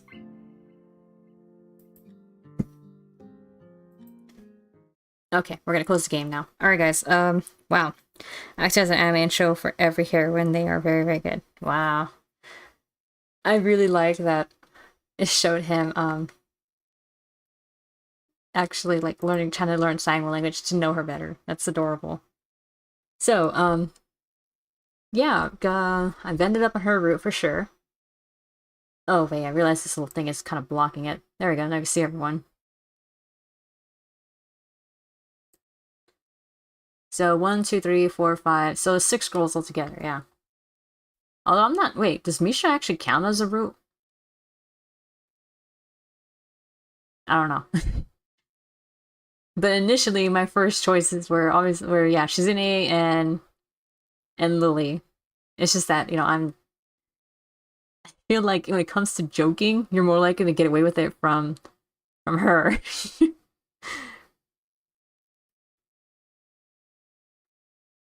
Hanako seems cute, but a bit too shy. Reminds me of Fluttershy in a way, but yeah.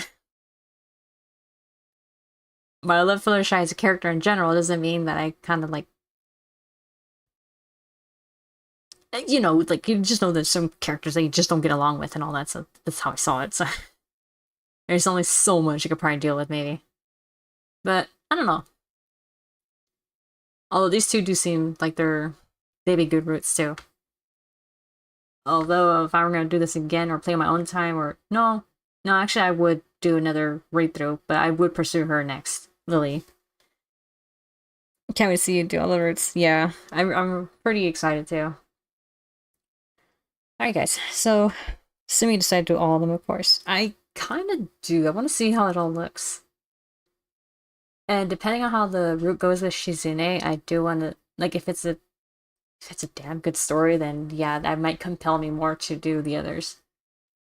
That was one thing I did like about Mystic Messenger, in that there's so many routes to do, but each character has their pretty good own personal story.